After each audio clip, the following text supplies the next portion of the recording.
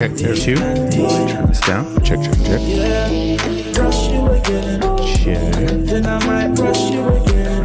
Hey, then I might brush you again. Hey, then I might brush you again. Check.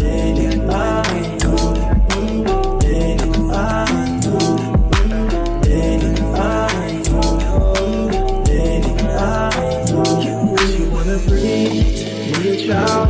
I told her free. There's a crowd. I'm on the aeroplane above the ground. I can't throw away everything now. You only need me when I'm in town. In town. You only need me when I'm in town. In town. Yeah, brush you again. Then I might brush you again. Hey, then I might brush you again. Hey, then I might brush you again. Hey,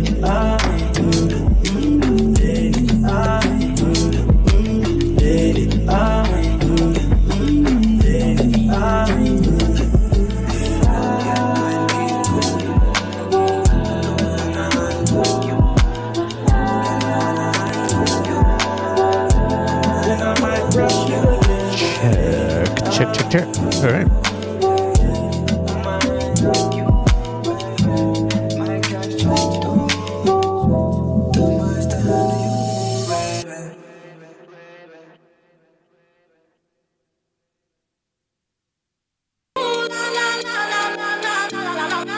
What's up, GBS? What's up, Overdue? How you guys doing?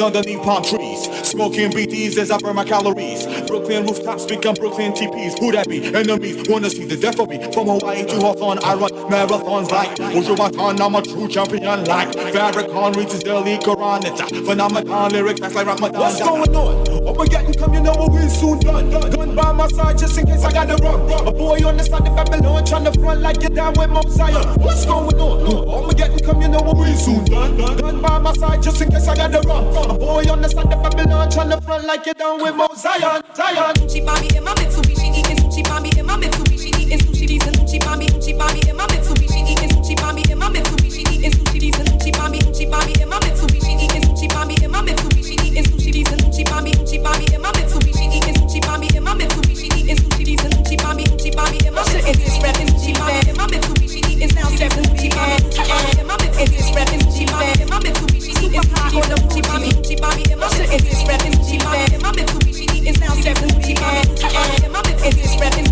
in my Mitsubishi, super high on the Fuji line. Ooh la la la, it's the way that we rock when we doing our thing.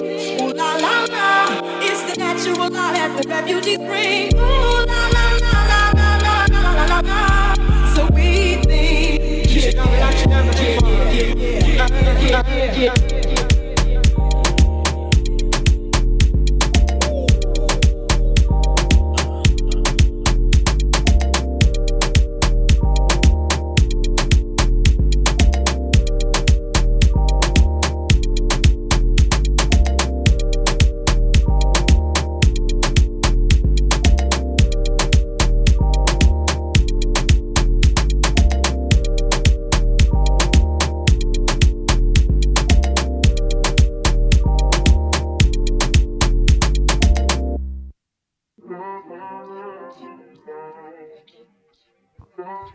What's up?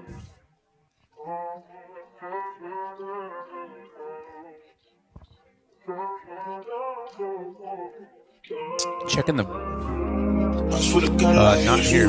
Checking the volume. Let me know what you guys hear. And I know that shit sounded evil, but this time you mean you're equal. Go play with your pussy, don't play in my face. And that's where you were wasting, I'm glad that she's taking your place. Cause she looks way better than you, and she cooks way better than you. And the pussy way whiter than yours, and the moves way better than yours, and the hair way longer than yours, and the money way longer than yours. I'm going for hours and you hours. Hear me? Used to fuck you for Good. hours and hours, and she made me come in some minutes, and I couldn't come when I'm in. And she really good for my mental, and for she like what I'm into. I gave her the title cause bitch you a rental. Girl you fine, I would never repent you. You could die, I'll never avenge you. I told you I love you, but I never meant you. See you in public, it's like I ain't met you. I need revenge, I need revenge. Look at my eyes, you can see it. You look like you just saw the devil. Stop trying to clean me. It's not little niggas gon' get to my level. It's impossible, cannot be done. So go fuck you with real bad settlement. Like yeah, and you was broke. You ain't touching no money, just settlements. You not the shit, bitch. Bitch ass. How the fuck you gon' ask for I'm better with?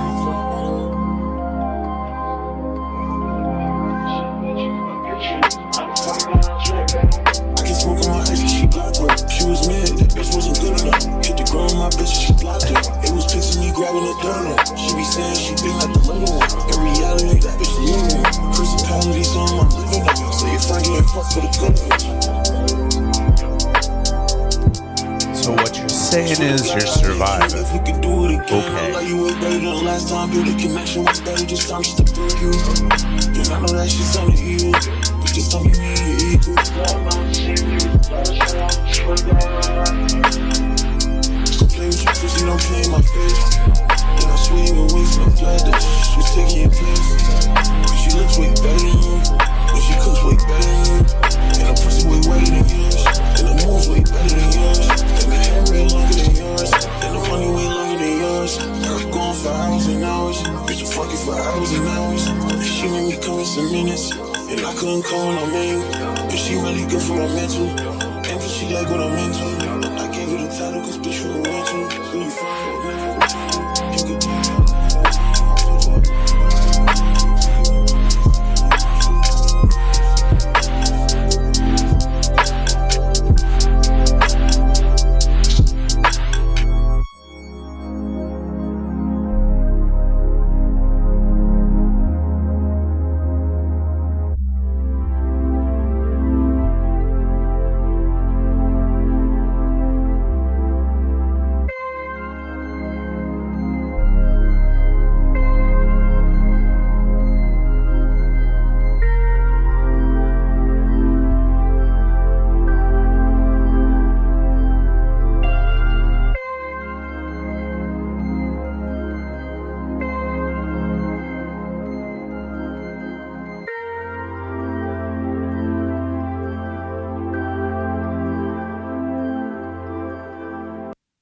Sleep on the beat. Hey. Sleep on the beat.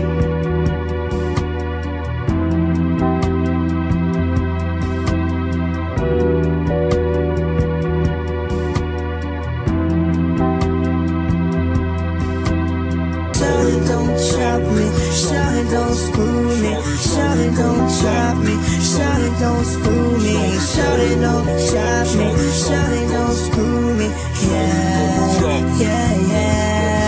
Have you ever seen a deadbeat all alone at the bar? Straight out of a magazine, and you just wanna let her know who you are. So you say, let me buy you a drink or a little conversation, if that's what you wanna do.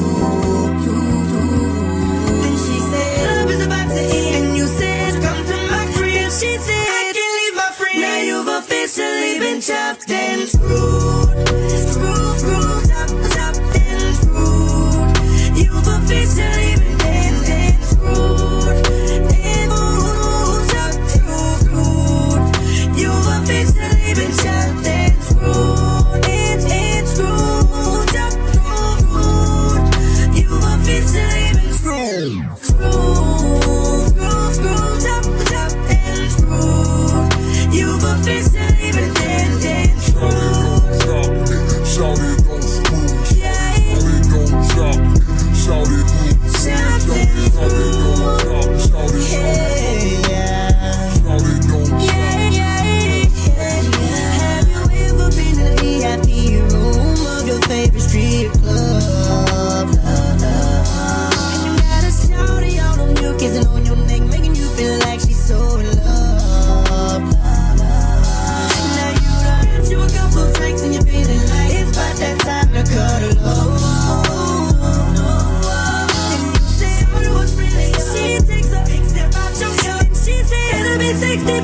You've officially been chopped and screwed.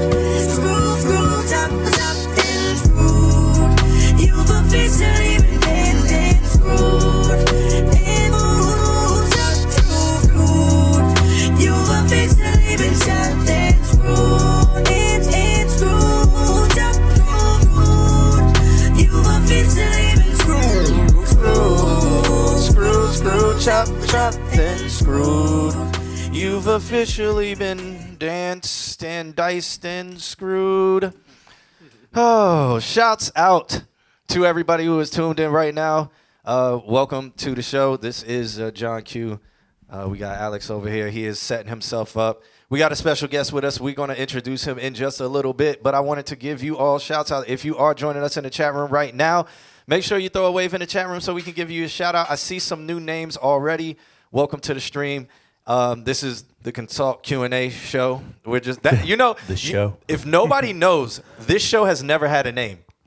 This is just for years. The Consult Q&A show. Yeah, no. At first it was called Free Music Reviews, and then that kind of got shorter.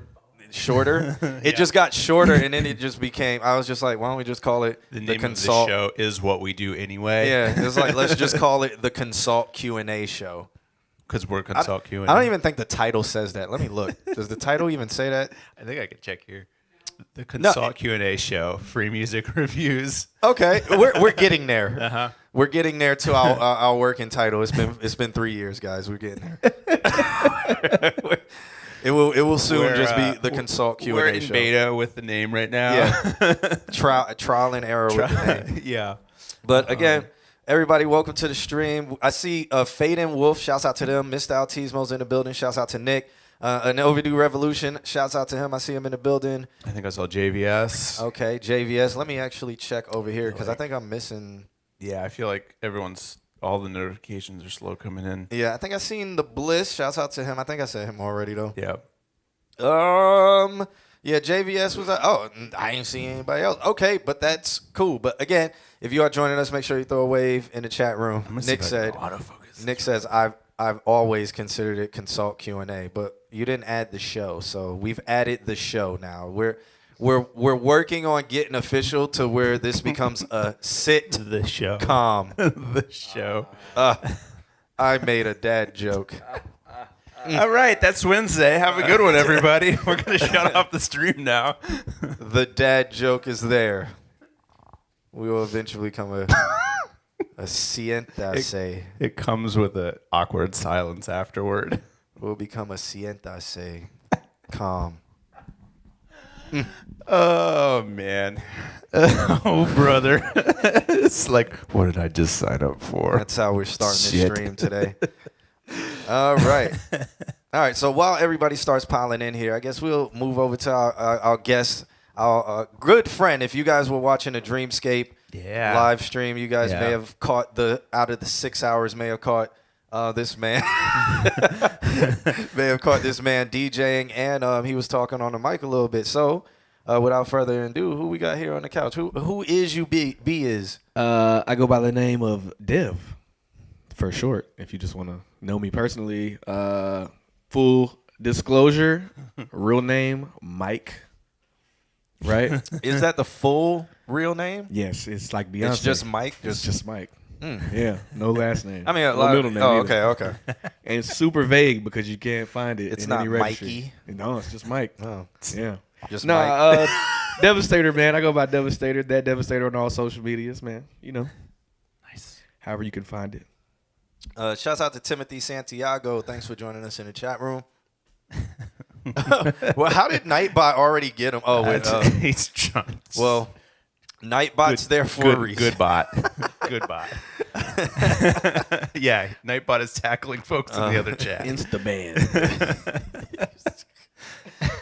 All right, so Dev, what are some things you do? Why do we have you here on this couch reviewing music? I feel like you should tell them that. I don't Ask want me to tell them. because I want you to put it in your own words, and then I correct your words.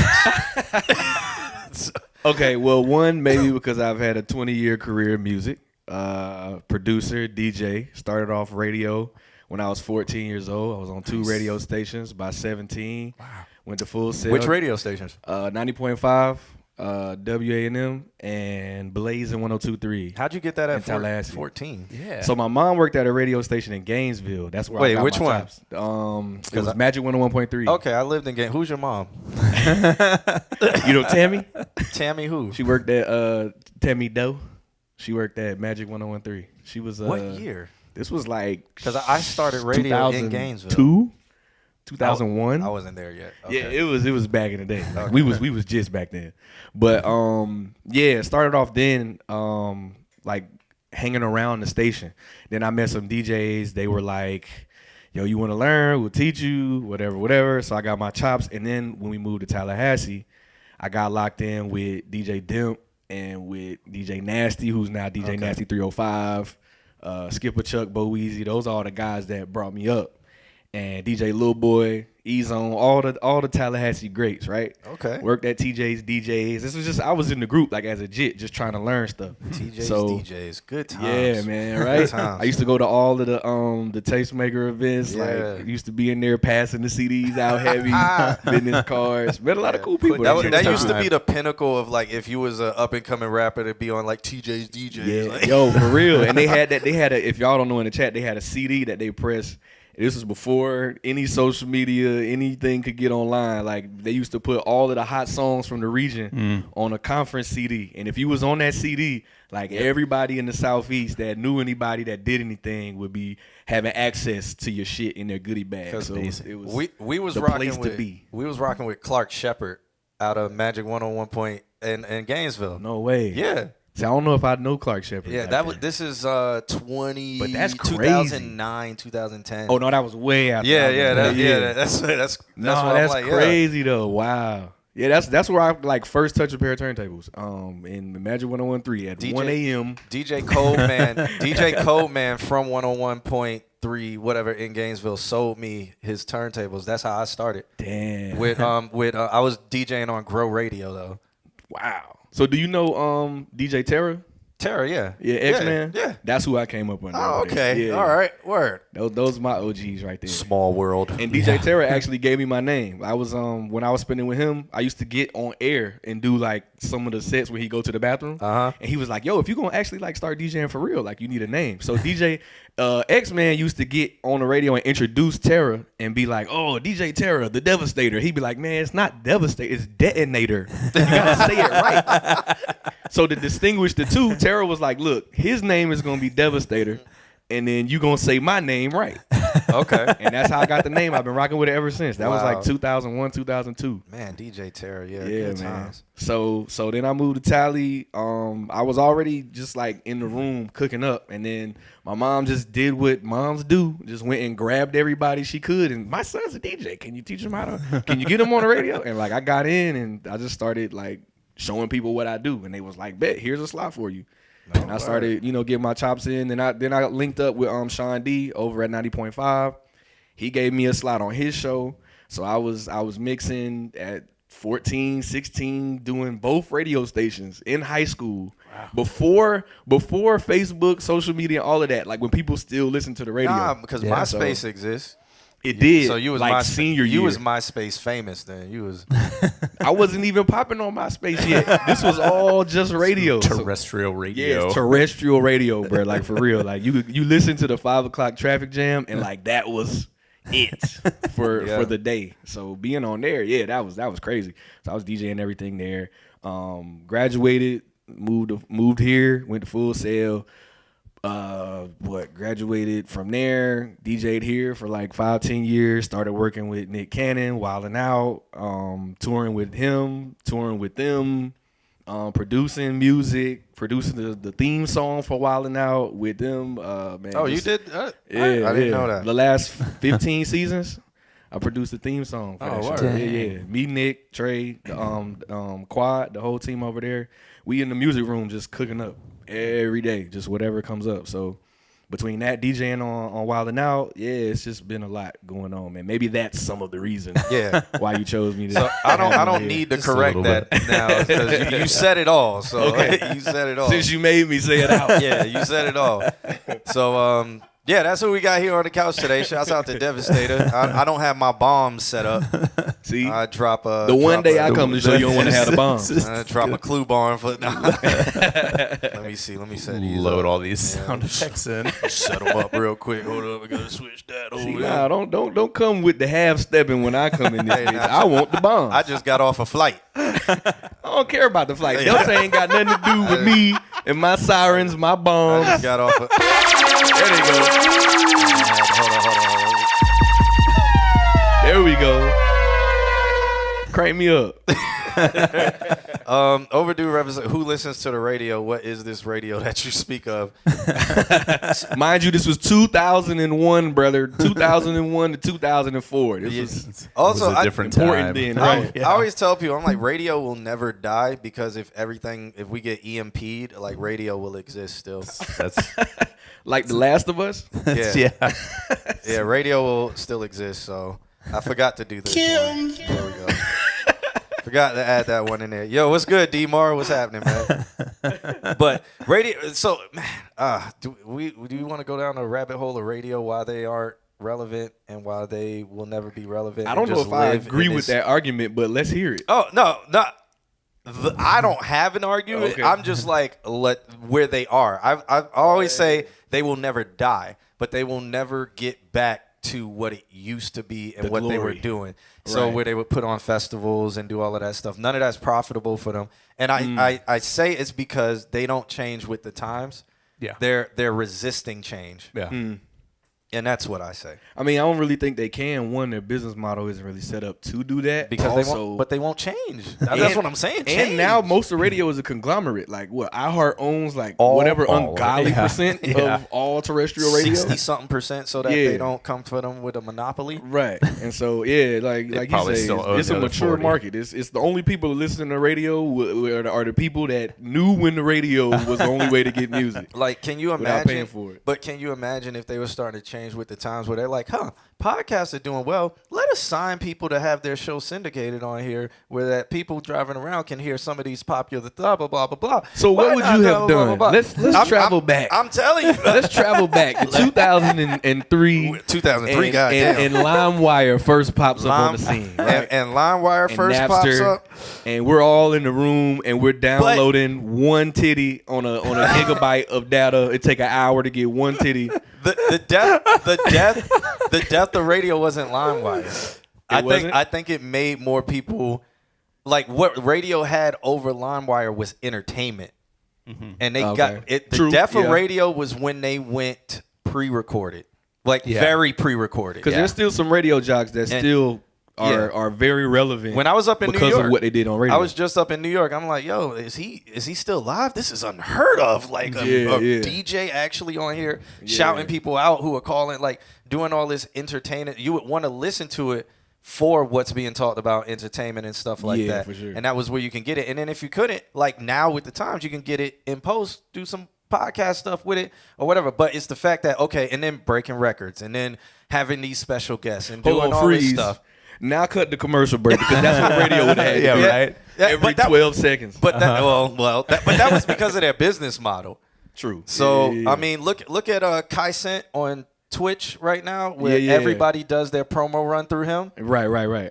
What? Nobody's doing radio anymore. It looks organic too. It's so cool how it Yeah. looks like they not really planning the shit. Yeah. Just, oh, look, it's Yachty. Yeah, but it's like, radio could have been doing everything could that's have, happening yeah. now. Radio could have spearheaded it, but what radio wanted to do was resist.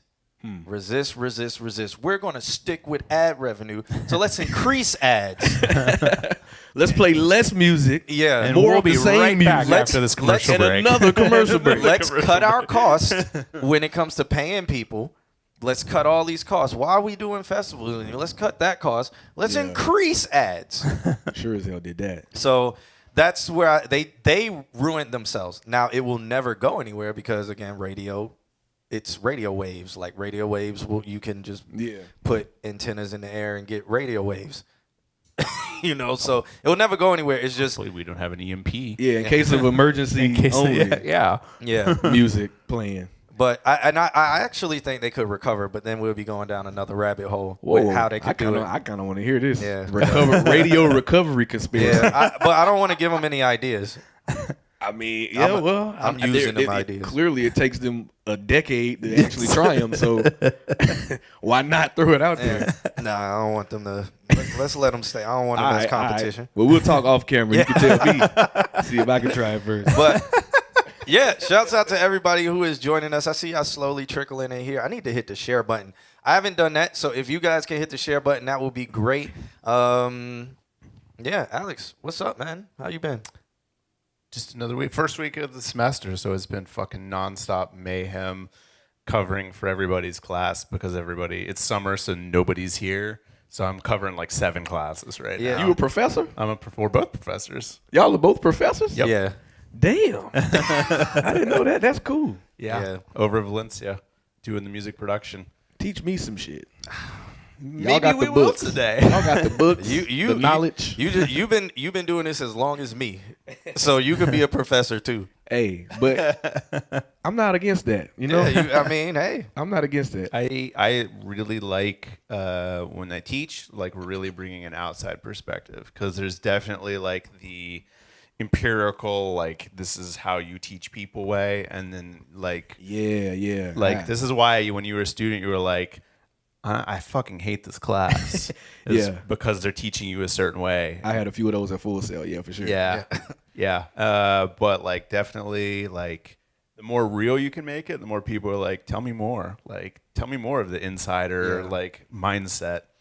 Especially if you're actively in that industry, you're way ahead of somebody who's like, I did it 55 years ago, and this is how I did it. When we were on the radio, it used to be like, you will always fail if you don't use what is an old program? I mean, Pro Tools has been cool. If you don't get on Cool Edit, I was like, hold up now. Don't anybody ever talk bad about I'm not cool talking bad about it. Whoa, wait. I love Cool Edit Pro. Got that vintage Adobe digital Audition. sound. I love Adobe Audition. Man, come on. We on our professor bag right now. Do not get a music job because apparently a music job with insurance is hard to find. Do y'all have insurance? Y'all be having insurance? No. No, I was asking you. I haven't thought about insurance in 8 years. I literally had a friend. Like call me and was concerned. He's like, "Hey man, you're black and you're getting older. You need to think about getting insurance." I was like, is that the reason? Proceeded to talk to you for the next 20 minutes about getting. He literally was like, "Man, I can like help you like try to figure out like how you." I'm like, "Man, with the way it's set up is like." It's easier for me to pay out of pocket. It's cheaper. Like per visit type thing? Like if you need to go? Yeah, because I was like, I would have to pay into something, I think about $10,000 before they start coming. So I was like, the insurance that I can get that's not $300 a month, the deductible thingy is so high, like what I got to pay into before they start paying for anything, it's like it would only cover if I died. And I'm like, but I have a life insurance policy. My family has a life insurance. Well, I shouldn't say all of that until they go, and about that life insurance, we're not giving you that because. Yeah. No, how do you live without insurance? How do you live without insurance? That's how you know he hasn't become a real musician. This is a very practical person. He's still a normie. Well, you see the way Q is right now, being alive and all. I go to the gym. No, keep it a buck. Like I got car insurance. You know what I'm saying? I got what's another necessary insurance that you have to have? I got the insurance for my phone. If it breaks, I get a new one. That's in my bill. There you go. And then I have health insurance and stuff like through my girl, like who works at Amazon. We have a kid. We all own the insurance thing, but it ain't mine, right? Nice. Like it ain't my insurance. Yeah. It's somebody else's insurance. So as far as me, I haven't had none of the good insurance in quite some time. But we do have through Wildin' Out, there's some kind of like Viacom thing. It's where, a life insurance It's a window policy. where you can get what? It's just in case somebody shoots and kills you. Viacom gets paid. That's what it is. Viacom. Because they sent me the little thing. They was like, you have if you want to do the da-da-da. I was like, well, ain't nobody tell me that shit. But I guess that makes more sense. They took it out on you. They like, he signed this contract, therefore he's That an makes more asset sense. to our business, and we're gonna pay because he. And if he pass away on stage, Yep. we can collect that income. Yep, we pay put for it the that whole money. city. if you pass away, period, they're gonna be like, well, it's detrimental to our health that he. Therefore, we need all these cavities removed. Smart Viacom. Well played. Well played. We're on to Yeah. you. Well, shouts out to JVS. He's back. You're Yeah. back to you. I mean, are we ready to get into some reviews? Let's I do think some music I think reviews. people have showed up. If not, music? guys, please hit that share button, and we can get some more people in here. All right, so it seems like first on the list would be Demar. Demar is he was in the chat. I saw him Yeah, earlier. I saw him earlier. So shouts out to him. He sent over a song called Beautiful Day. All right. What'd he say? He said, going for a less darker vibe with this one. Okay, I'm actually excited to hear this thing because he's been very depressed Very for the emo. last like 5 weeks with his music. It's been like, oh, slit my wrist. Like, that's Get well soon, D-Mar. yeah, no. But so what I usually tell our guests is, be honest. Okay. Give constructive feedback. Okay.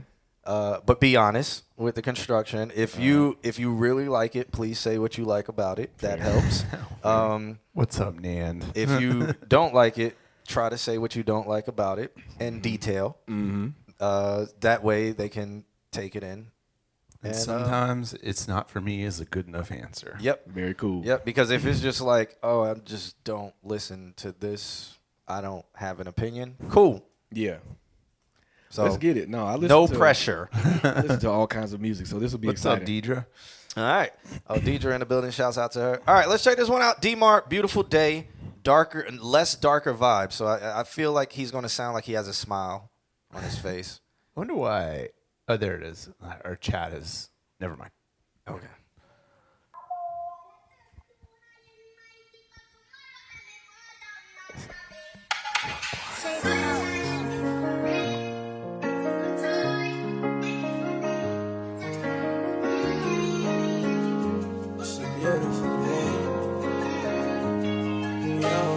I get my craze from my mom, I get my power from my dad. Yeah, they raised the 8 of us, my brothers, sisters, all I have. Make it out and give them half, even when I'm at my last. They struggle with me too, when you on that couch, I'm on that floor. Took a trip to South Park every Sunday, yeah, I'm with Lil' Bro. Yeah, we shooting for our goals. Lil' Bro, he aiming for the sky, nowadays I ain't low. Every day I'm talking to my God, asking to clean my soul. I thank you for sunshine, thank you for rain, thank you for joy. Thank you for pain. It's a beautiful day. It's a beautiful day. I'm doing great, I'm doing fine. Even when I'm not, I tell you, but that's not a lie. This life is a fair. I'm blessed that I'm here. I'm blessed that you there. I'm glad what I wear. I don't know I be tripping, dog, but I'm glad that you care. How you go and get high, dog? Just look in the mirror. Had to hop on the mic, dog. Say I'm insecure. Had to see past my pride, dog. Say I'm fighting fears.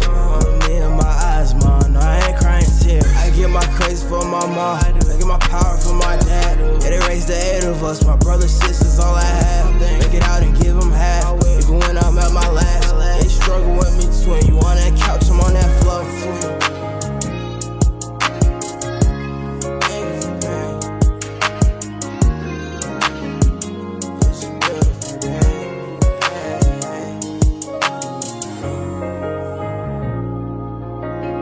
Damn, son, where'd you find it? I thought he hit the button. I thought he had to drop. I'm gonna move. Rapaholics mixtape. I'm gonna move. Gangsta Gritzy. I'm gonna move this bag so he doesn't have a halo around him. Who? Oh. Oh. There we go. Oh, okay, yeah. I didn't even notice it. Glowing yellow halo. Well, shouts out to D-Mar for that track. It's called Beautiful Day. I'm gonna let you start it off. How you feeling about that? I enjoyed that. D-Mar, that was fire. I like the piano arrangements on that. I don't know if you did the beat or anything, but the vocal quality was nice. I like the tone of his vocal as well. Just like the natural thing about his voice, kind of like has the same like range as Uzi. So like I love voices like that already off top. But for it to be like a positive song and the piano and everything hit, but then the beat was still swinging, and then he didn't like drag on it. Like he kept it up tempo and like bouncy. Love that pocket. Definitely fucked with the energy of that tune. Yeah, solid. I think my only thing was maybe he could have, like, the vocals maybe could have come up by like a decibel or two just to be a little bit more out front. There it is. But that's my only note. I really enjoyed that. That was a really solid, really well. One thing that I really enjoyed was, if it was just like a beat, how he just kind of sang the same part in the background and just kind of added that little bit. That was chef's kiss. That was really well done. That was actually my favorite part, and I feel like he did that perfectly. Yep. The thank you for joy, thank you for, because you got the African kid singing the kid it, singing it, which is a popular sample, and I've heard a lot of people put that in songs and that turn out terrible, or they just let it play by itself and they let the whole thing play, and it's like, all right, this is getting annoying. But what he added his little flavor on top, and that it was almost like he knew, okay, let me go a couple steps higher than this. Let me do this because, and I felt it blended it together and it made it feel much better and original. Yeah, it didn't take away at all. Yeah. And it 100%. Had, and I guess too, when you loop things a lot, they kind of get repetitive. So to go from the sample to his voice gives your ear something else to tune into, and it was positive. Like I took a good thing from that. So also, shouts out to his singing. I don't think I've heard D-Mar sing. Oh, I hear him rapping and he'll do something like, I'm dying. Yo. Emo something. He'll something. be like, no, he doesn't do that. He'll just be like, they killed my brother and my brother got killed. Shit. Damn. So for this, he was like actually singing. So he's like, nah, I normally don't sing, but if this was your first attempt, that was really good. I felt like you heard what you needed to do and you did it. Yes. So that's a real good sign, and I think you should start sprinkling that in on songs more, or 100%. different types of songs. Yeah, 100%. I'm glad that was my entry point, because the other stuff, I don't know if I would have kept listening after this. Now, D-Mar is a chat favorite. A lot of people like him. But, okay, cool. But like the last 5 weeks, it was like, D-Mar, do you need a hug? Like, we're here for you, man. Like, what happened, man? Chat be going through it from what I see so far. He got to do some My Chemical Romance stuff. All right. Well, shouts out to him for that. Anything else? Anybody want to add? Solid. Really solid. We nailed it with that. All right, cool. Shouts out to D-Mar for that. We're going to roll right into the next one, which is an overdue revolution. Who is in the chat room right now? If you are in the chat room and you submitted a song, please say what up in the chat room so I can mark you as here. So I can. I'm pretty sure everybody is here, but I haven't seen Cosmo J. I haven't seen him, but Who?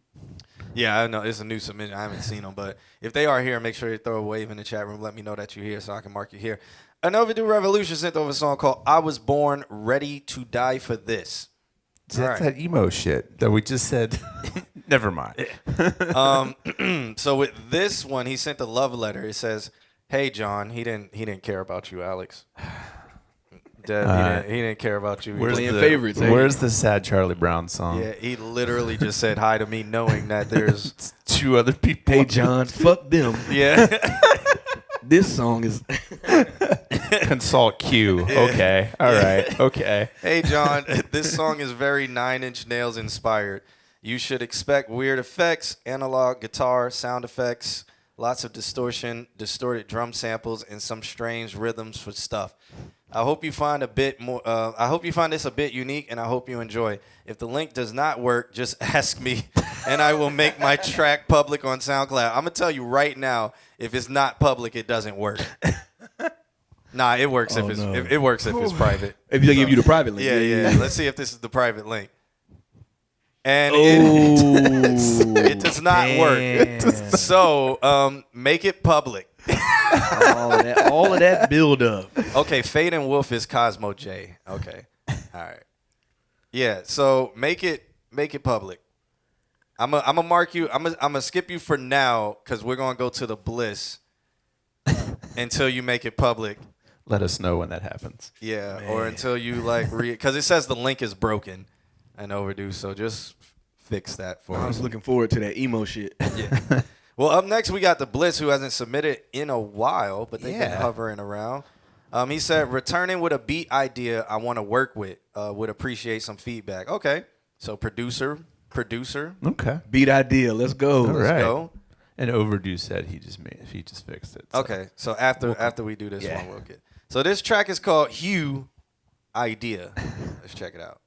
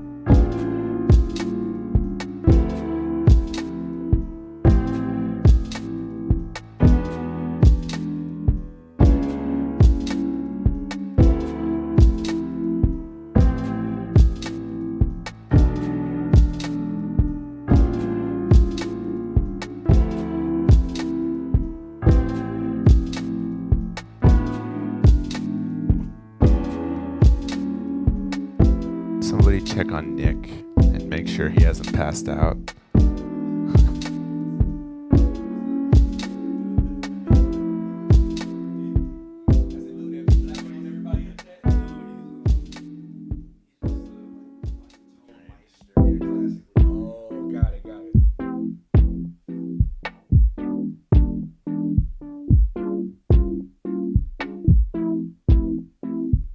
I feel like this should have been the whole beat, at least for the loop.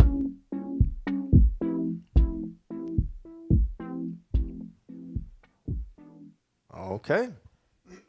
All right. Shouts out to the Bliss for that track. It is called Hue Idea. Let's get Idea. into it. How y'all feeling about that? So I'll let you take that. I feel. What were the two instruments? Like a synth and a piano. Yeah.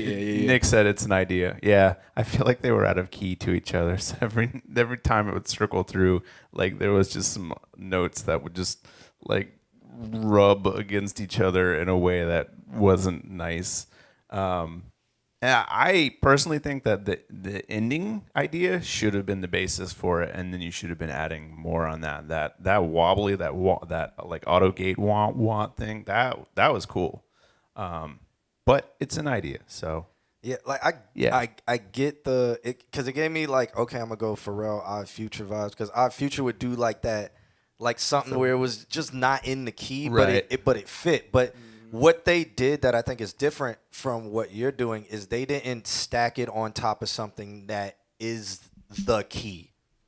Okay, So gotcha. it's like you put that out of key thing right on top of the hit of kind of like the main key. Mm-hmm. So when it hit, it was because it's like your ear's hearing what key it's supposed to be in, and you're doubling Yeah, it for with sure. an out of key note. Yeah. So I think if you figure out a way to kind of get rid of that, of the key, the one that's in key, and maybe it is just the out of key note. It can be something that's like, it still might be jarring. I don't know. It's something you're gonna have to experiment with.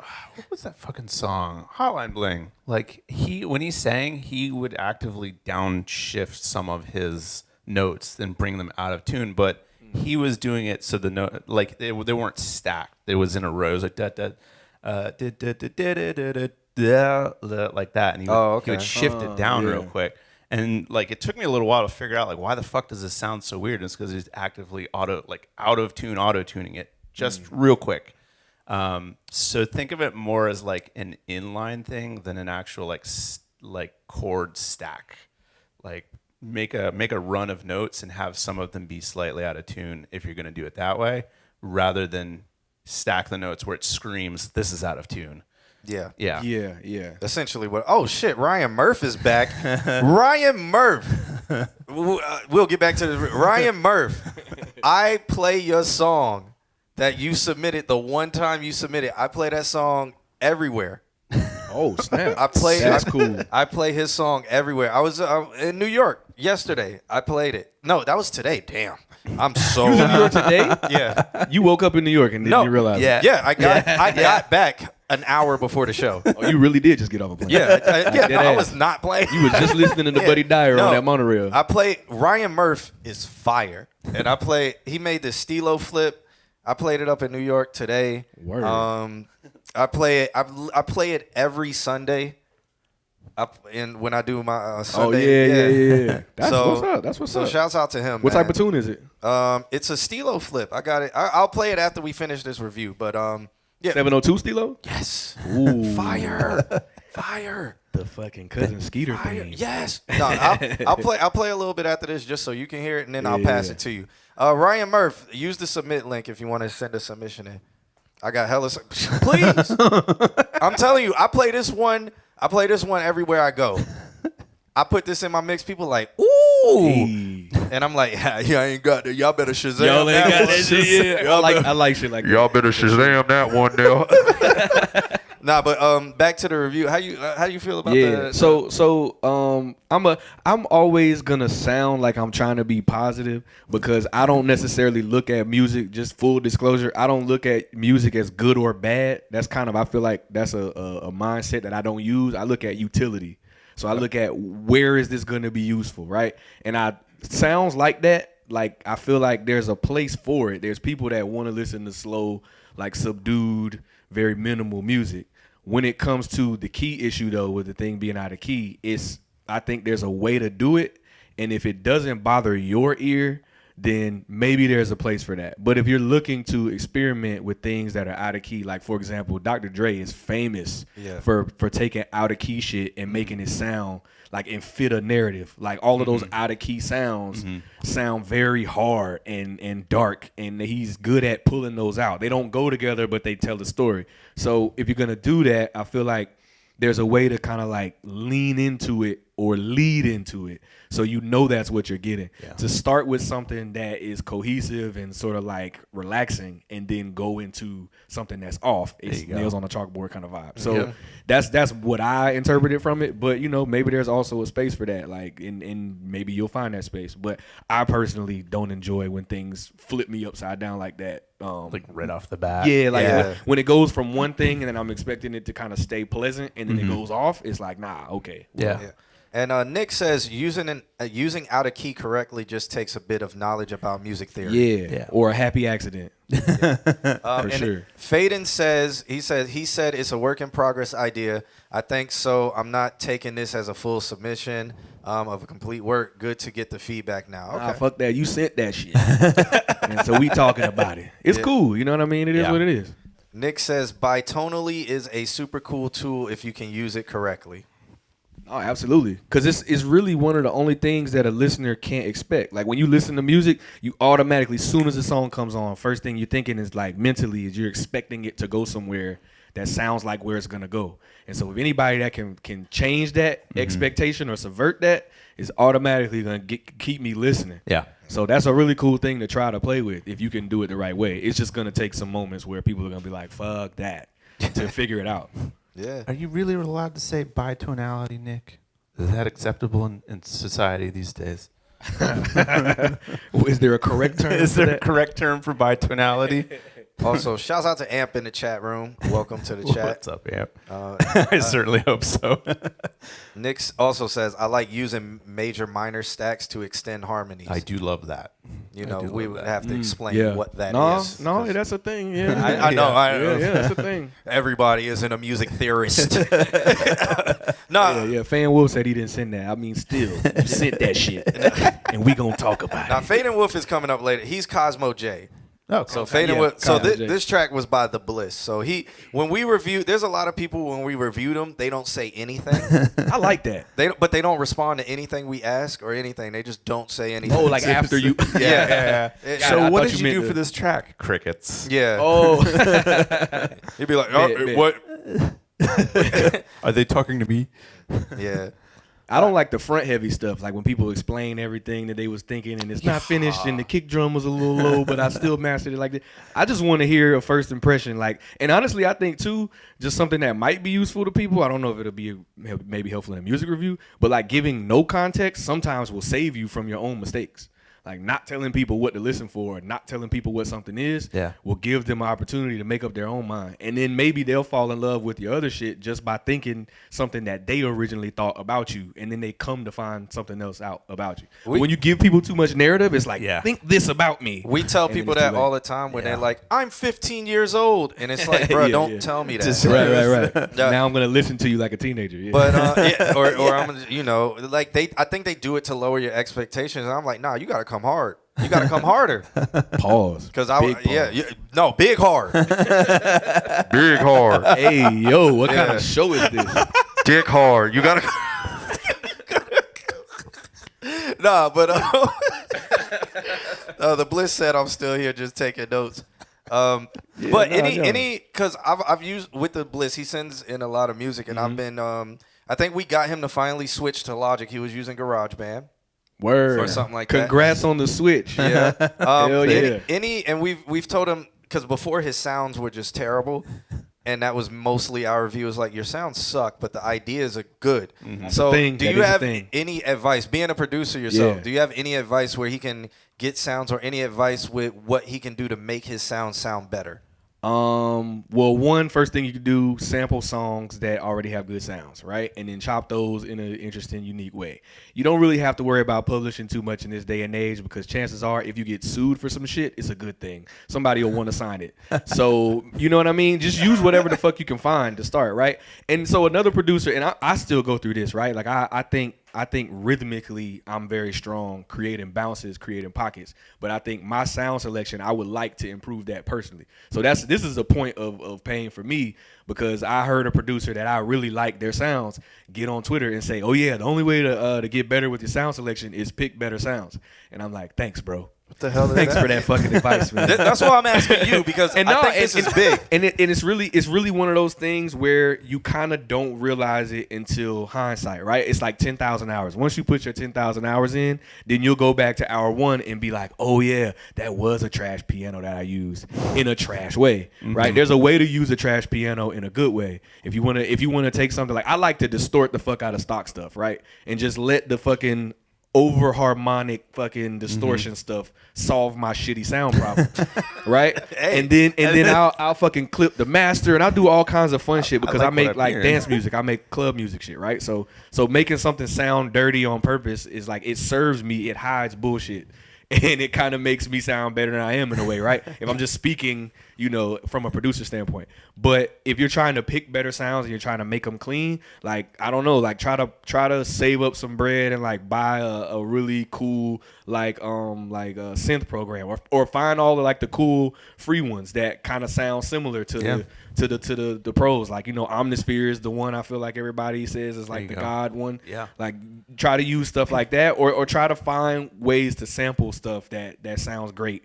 And I don't know, like outside of that, it really is just time. Like I hate to say that, because it's not something you could do instantly, but it's just like listening to the specific, and also like listen to a lot of music, and listen to sounds that you really like, and then try to dissect why, try to articulate why you specifically like that, or even pull it into the DAW as you're making your stuff, so you can constantly be referencing. I do that a lot. If you got Ableton, you can pull it into the DAW and get the MIDI data from it, and then you can copy the MIDI data and put it on a different sound, and now you got that sound. Kinda. Right? Who knows? But there's all kinds of different ways to fuck with shit, and I love ABN stuff for sure.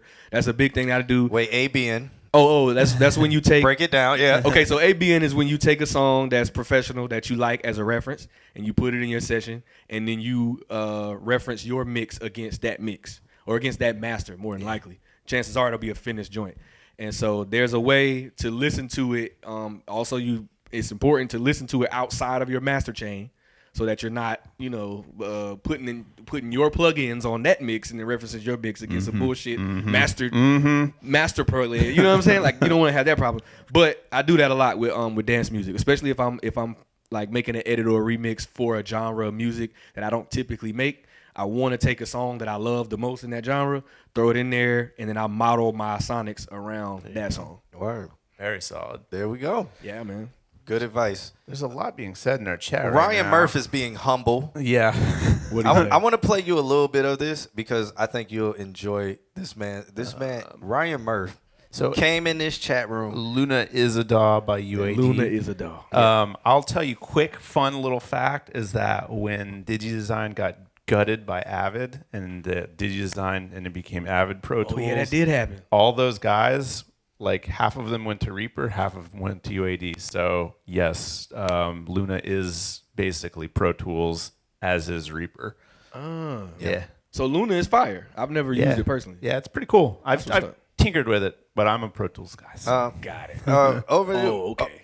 You're a scientist. I'm a scientist. Overdue. We're gonna play your song. I'm just playing Ryan Murph songs that I said that I play everywhere, just so my man Dev can hear it. Let's go. Dev, give him a little, for all the new people in the chat room, tell him a snippet about who you is and what you do. Okay, so background on me. I Real quick. I started DJing when I was super young, 14 years old. Started producing when I was 16. Graduated Full Sail. Work at Wild 'N Out. Toured with Nick Cannon. Did a remix for Beyonce and Ariana Grande. And I make club music for girls to shake their ass to. He added more. Yeah, you noticed I didn't get to say everything the first time. No. The resume is getting longer. Yeah, it's a lot of shit in there. So, All right, check this one out, man. I don't even want to give my man too much, but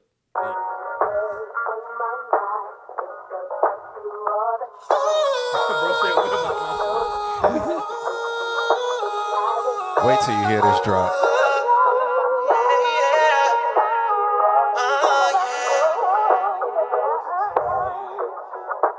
I saw you walking out of Gucci. Royal princess was the fragrance, pretty face and big old booty. We crossed paths when we locked eyes. It's like your vibes speaking to me. Tried to catch you for your name. Somehow let you get away since then, girl. I ain't been the same, oh baby, why? I wanna know, are you so hard to find? I wish you could know, to me you're so damn. All right. That's Ryan. That's the first song. First time he came in here, he sent that song. he snapped. I stole it and been playing it ever since. Wow, that's a vibe. That's right up my alley too. What? I'll pass it to you. Oh, I'm gonna steal it from you before I leave. For sure.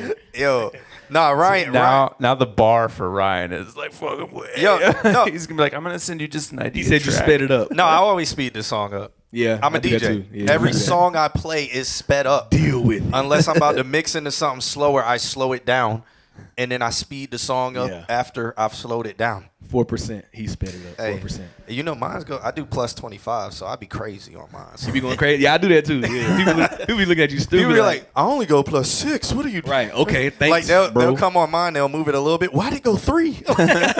Nah, I be having my shit at a full 50 sometimes when I'm doing a Ooh, transition. 50? That's scary. No, like when I do a transition or something. Oh. Like I think the most I ever played something was probably like 20. But I've done plus like 22 before, but then I instantly go back to something reasonable. Reasonable. Because it's got to be for effect. It can't be everything. Yeah. But It's I mean, like unless you're in Miami, depending on what you're doing. You playing Jersey Club or right. New Orleans Bounce. Yeah. It's certain places that make sense. Yeah. All right, so we're going to go back to the reviews, but shouts out to Ryan Murphy for joining us. Welcome back. It's been like a year since he's been in this chat room.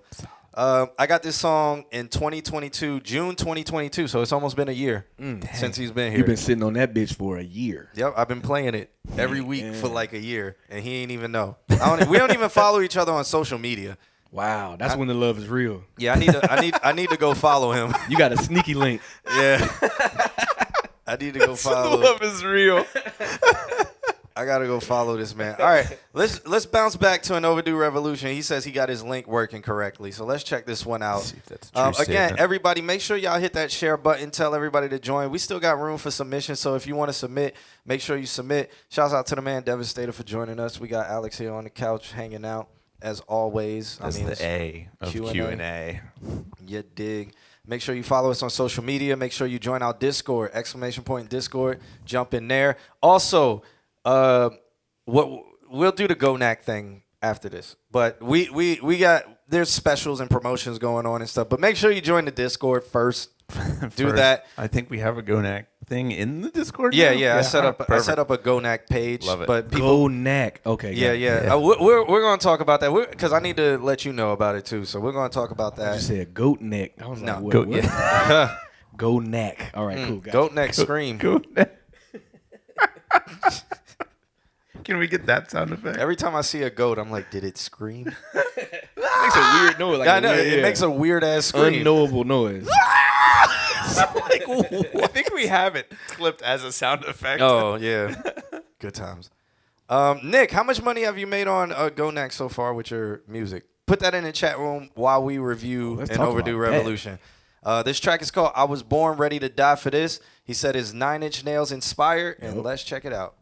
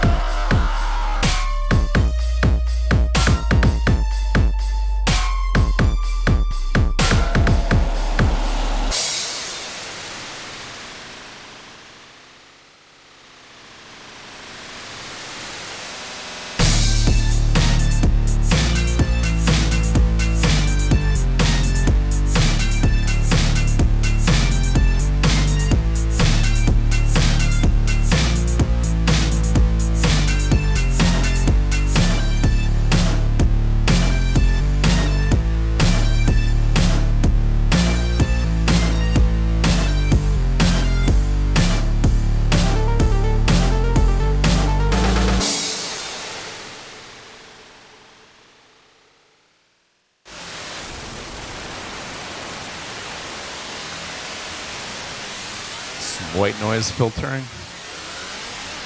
Is there a hidden message in here? This sounds like, you know, the battle music when you were playing Legend of the Dragoon before you went to the battle. This Right. sounds like it's being. It sounds like if we put this under a spectroscope, there's a hidden message in here. There not be no devil shit in that. Yeah. He's using a theremin. He's just wiggling really fast. All right, so shouts out to An Overdue Revolution. That track was "I Was Born Ready to Die for This." I'm gonna let y'all take because I only have like one sentence of advice. I'm gonna go after you then. All right, So Dev. I go first. Dev Boom. leads. Yeah, I don't want to contextualize your shit because I don't know what like your intent is.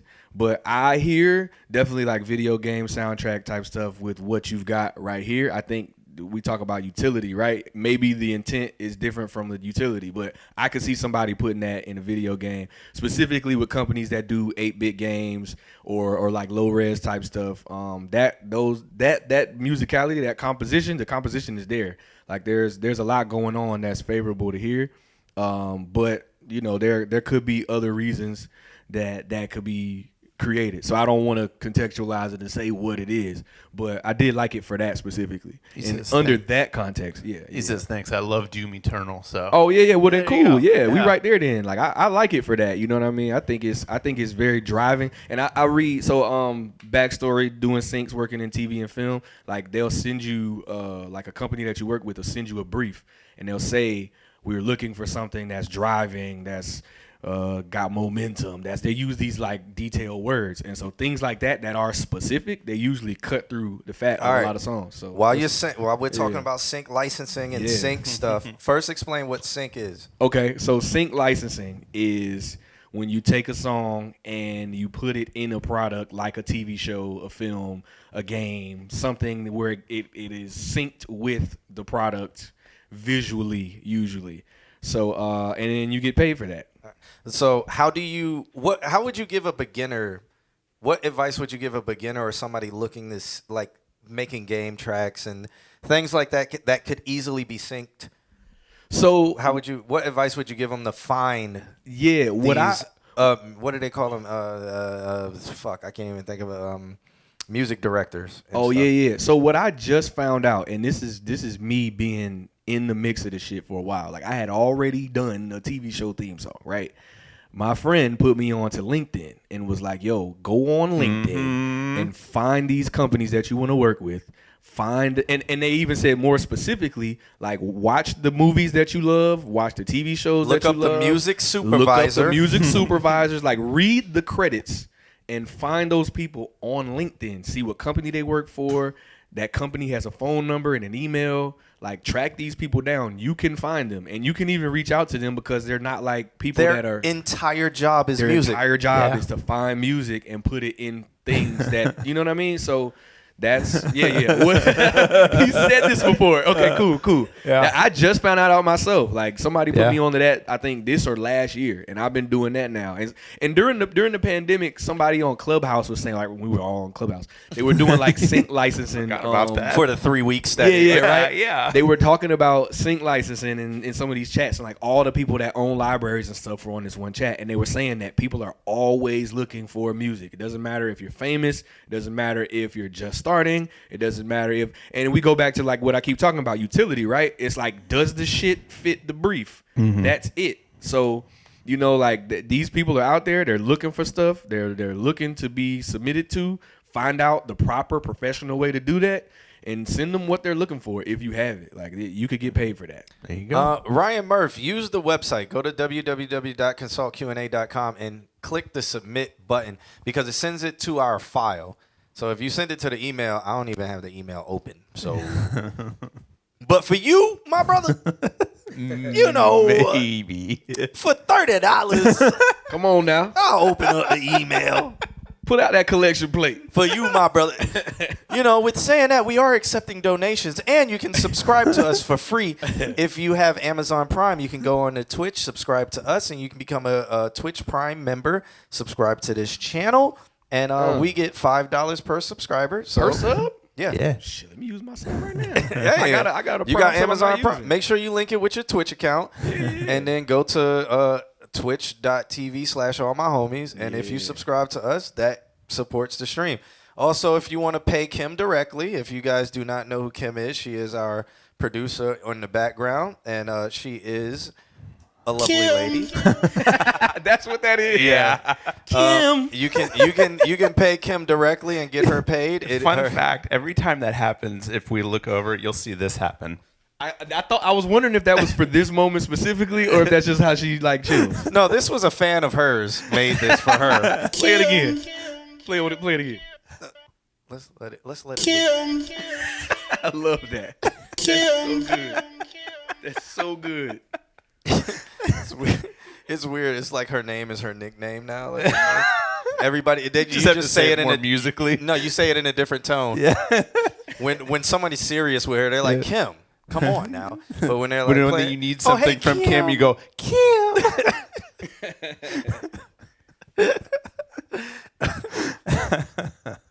yeah. every time the Amp. sample plays, a 360 deal dies. Hey, the Devastator has just subscribed. Actually, Amp, we are since we're affiliates, we get $5. It's $5.99. It's $5.99 to subscribe, but with Twitch Prime, it's free for you. We still get the $5. Because I pay in packages. So Yeah. No. there you Uh-oh. they get their money. Mox Arella is back in the stream. Shouts out to her. She done bought the GAT Extendo, the banana. The banana, Miss Maxine. That's the out. 3. You see the 3 in AR after 3. That's the banana clip after the AR. Oh, Yeah, that's one of these. That's the banana drum. That's that That's that's the ball drum. getting real descriptive.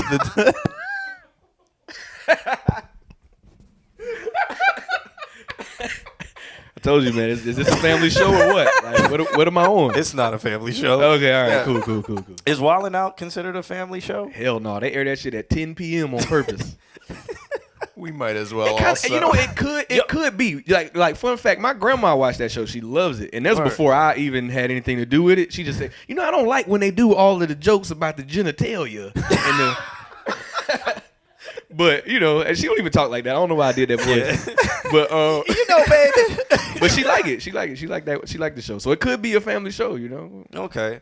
Word. How is it working on Wildin' Out with all of those personalities It's and comedians? It is the best job ever as a DJ. I don't think I've ever worked a DJ job that was that entertaining. It is also the most stressful scenario I've ever been in as well. Just because, like, as a DJ, if you get a time slot to spin, they tell you this is your slot. This is what they pay you for. But with Wildin' Out, and I mean most shows, most concerts, like the tour version, that makes sense because you just go up until they're ready to come out. But with the TV show version, they're like, all right, Dev, you ready? And then I go out and then I'm playing, and then who knows when the show is going to start. It could be 5 minutes. It could be 45 minutes. There could be a stop down where like something happened. Somebody in the back could not be ready. A mic could fuck up. A camera could fuck up. And I'm just going.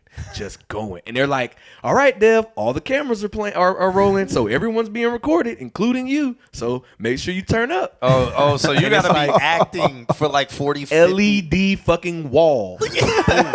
Me, face on it, crowd, panning to them. Like, if it's not lit, Like you got to be like, yes, like we got to go up. And it's one of those things, it's like as soon as I hit that button, hands need to be here. It needs to be the best time of their life. Like that's what is expected because it's going for TV, right? And when I first got there, the first thing I thought was like, well, let me just do what I do in the club, right? Let me turn everybody up, whatever, play the joint or whatever. And it's like it is that, but there's another level of it where it's a show where you need to keep the energy level at a certain place. so what? Because I want advice on this. How do you do that? What's the style when it comes to mixing? Like, how do you get into that style? It's a lot of slamming. Like, it's a lot of like. It can be. So it's slam or train wreck. Well, no, we don't train wreck. Okay. We don't ever condone a train wreck. No. We don't do that. No, hell no. So I call it like New York style, where it's just like jam into the neck, boom, boom. Yeah, I mean, it can be like that. Like my personal style is I like to try to mix and transition as much as possible. Like I think that's my superpower is transitions. So I try to capture that as much as I can. Mm-hmm. But then there's also times like also during my warm-up set, a comedian comes out. So somebody from the show will come out and they'll do comedy for a few. They'll hype up the crowd. They'll also just do whatever the fuck they want. Mm-hmm. So they might start a bit and they might start saying, yeah, you know that one song with the goddamn when the Migos said DJ drop that. And I have to play it. Like they'll just throw to me and shit. So like there's been times where I've just been sitting there like with my dick in my hand, metaphorically. most of the time, like once that happens, because we do 30 shows Yeah. per season for the most part, I'll sit with them and be like, hey, so let me know. Don't you ever, let me know. ever do that again. Let me know what you gonna do so I can prepare it to make you look good, before we do it this way. So it could be kind of wild. Like a lot of the time when I just get thrown up and I don't know what the fuck is going on, or I'm obviously clearly stalling for a technical issue. Yeah. It's just like, well, all right, we're doing Afro beats now. do they give you a mic? Yeah. Oh. I am the entertainment for that period of time that I'm on the stage. Like so like Wildin' Out is a show for that those that don't know. For the what people it who is. don't Like, know. it's a show with a bunch of comedians on stage, right? It could be 20 comedians on stage. Everyone has a mic, but only the person that's talking mic is on. They're all sharing the stage together, cracking jokes, playing games, whatever. When I'm performing, it is only me on stage until I bring someone out. So that entire audience they're in my hand. Like I'm driving the boat with that. So And it's a sit down audience too. well, no, not that part. Oh, no? It can be both. It can be both. Okay. So when we first started, it was a sit down, and then it turned into a stand up, and then it turned into even more than that. Sit down audiences are some of the hardest audiences man, I've ever had to DJ. And that's something that I had to learn too. I had never It's a DJed different any style. sort of comedy type of event before. So everything I did was concerts, people standing up, clubs, people standing Yeah. up. When I got in there my first day doing the live room during, I think we was in Brooklyn too, of all places. Oh, so this was God. a New York crowd. You know they judging.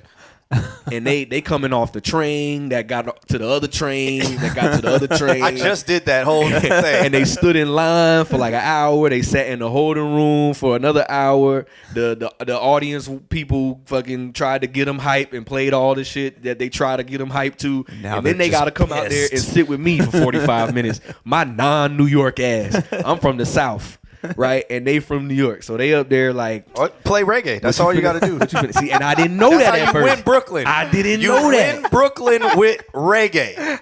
That's it. Like, bro, that shit trial by fire, bro. Like it was sink or swim.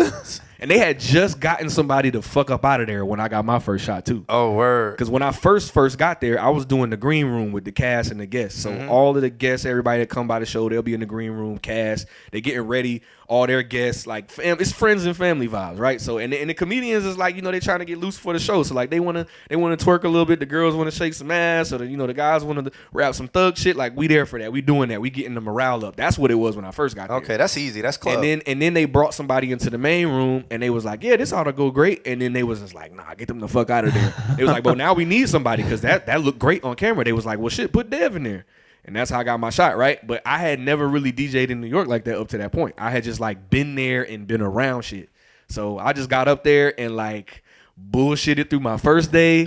and they was like, oh, you did great. And I was like, you think so? Yeah. Thanks for having me up, man. It was great. And I just kept rolling with it. So I learned a little bit more each day, add a little more to it. And then that's how I figured out that New Yorkers Word. love reggae. So Brooklyn. Because if you go, because so I was up there. My brother's a DJ. He was a DJ in New York. He was also he was on Soul Train and all of that stuff. Oh, word. Yeah. Word. Yeah. So he I was at his house. He came out. He was drunk. He came out and he was like, "Look at my fucking contract that they sent me. They was trying to fucking rob me." This is how he talks. For real? This is really how he talks because Damn. he's from that era. He sound like West Side he Gun used to in stomp, real life. He used to stomp people. Yes. So he's like, the fucking contract. They tried to get me to fucking sign. They owe me money. I'm trying to sue them. And I was like, I looked at it. I was like, yeah, this sucks. I was like, but you didn't sign it, so What are we talking about? how can you sue? I was like, how can you sue? He was like, but it says that I wrote the song. I ain't get a check for it, so the motherfuckers owe me money. I was like, I don't think this will prove that if you ain't have your split. Yeah, like how does that work? Yeah, I was like, maybe. He was like, but you ain't a lawyer. So he was like, but you ain't a lawyer. Read my shit. No, but this, yeah. He was like, you ain't a lawyer, so I ain't fucking with you. I was like, what? What are we talking about again? What? What happened? Yeah, that's Come in here and weigh in on this so I could tell you fuck all of that. that was my brother. As brothers do. It was probably 30 minutes after I walked in the house. He was like, I just got here. and then he had his DJ stuff said, "Show me what you got, nigga." I was like, I don't really use Serato. I use Tractor, but I was like, I got Serato. I could jump in. He was like, "Nigga, you ugly. You suck." And I was, Jesus. Damn. And then, Trial by fire. And then he was like, "You ain't got no Mob Deep. You ain't got." I was like, I got it. I jumped into it. He was like, "All right, you'll survive in Brooklyn, but you'll fucking drown up here." Nah, dead ass. Yeah. So, I was lucky I was in Brooklyn. That's literally how he talks. Literally how he talks. Verbatim. Yes, that is all the time. No, yeah, no, 1,000. He walked in, he was like, "The bar's over there. You make your own shit. The cups are in there. You get your own fucking cups, and you know what I'm saying? We just chilling." All right, bro. Good to see you too. Family. Yeah, he was like, I just handle business. He was on the phone with 2 chicks on the phone. While he was He was on the phone with 2 chicks talking about, "Yo, my brother's here." He was like, "Yo, y'all should come through." They came by. Hey. Gotta love a reliable human being. When they walked in, I was like, "How do y'all deal with this? How do y'all deal with it?" They in New York. That's what everybody's like, right? And they were like, Yeah. "Yo, what's up?" No, so the Oh, crazy, no, more so of the this. crazy thing is, it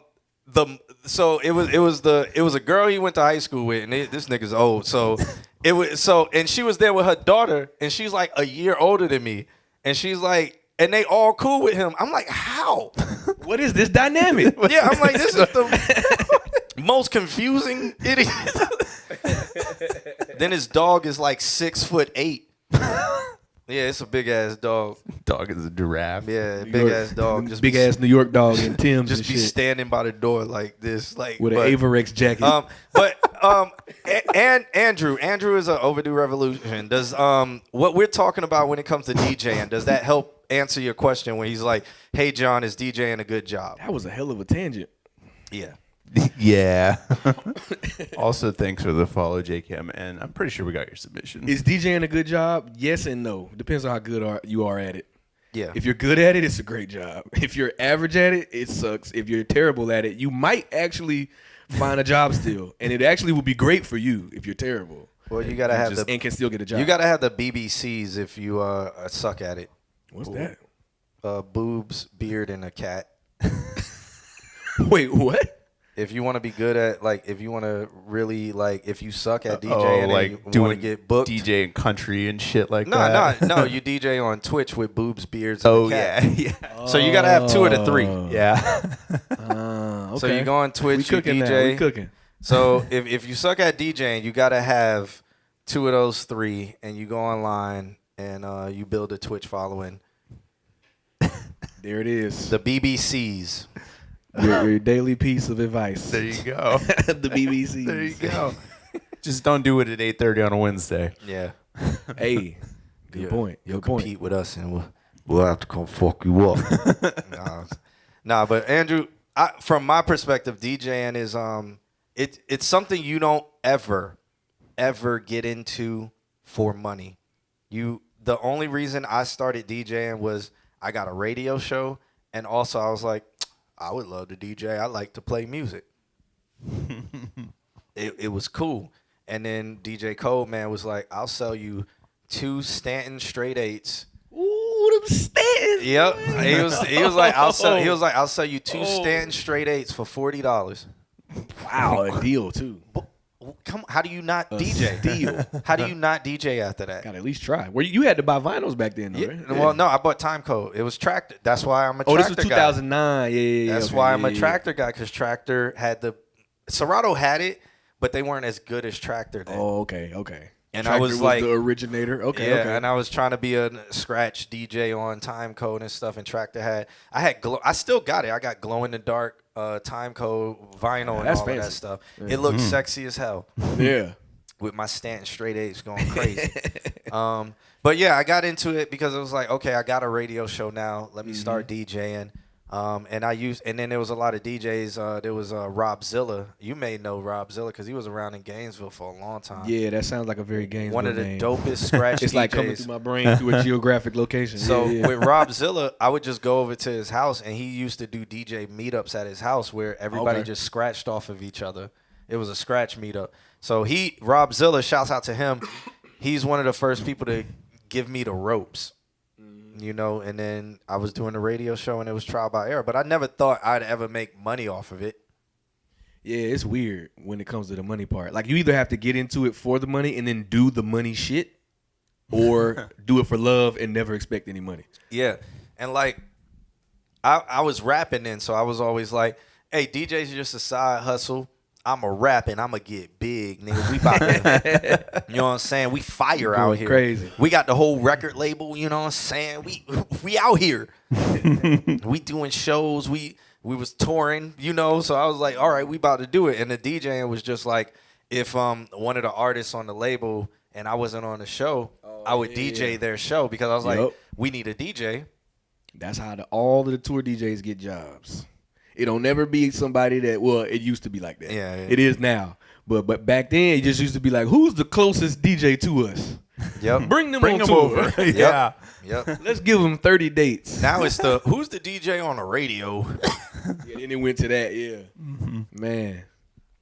Or it's like, who's my homeboy who can press play? Yup. Facts. All right. And it used to be like that with songs, too. Remember when every song had a third verse with the homie from the neighborhood? And then the girl used to sing on it. It used to be somebody from especially on the West Coast and like in Florida.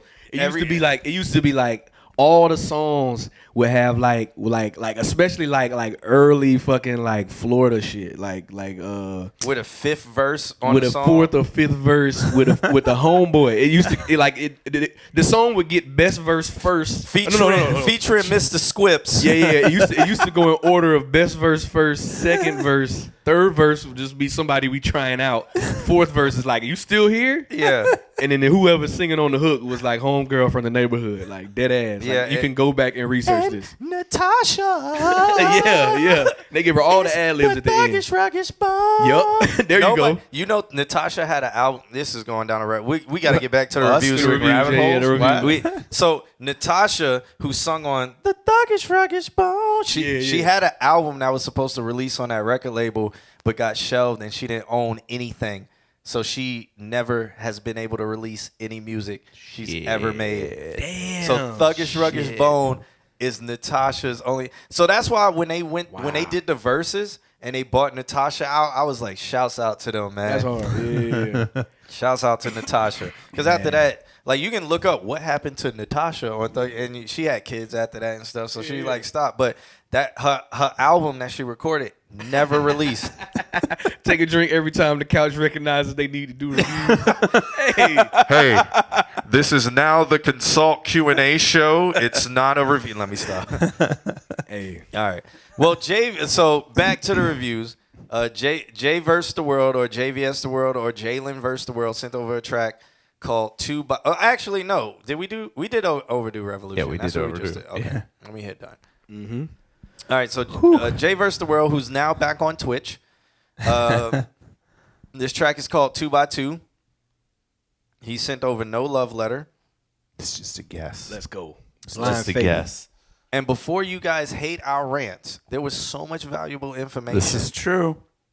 In that tangent. Which one? We just went on all four of them. So Back much to back to back. valuable information in that. That was life experiences. All right, let's check this one out though.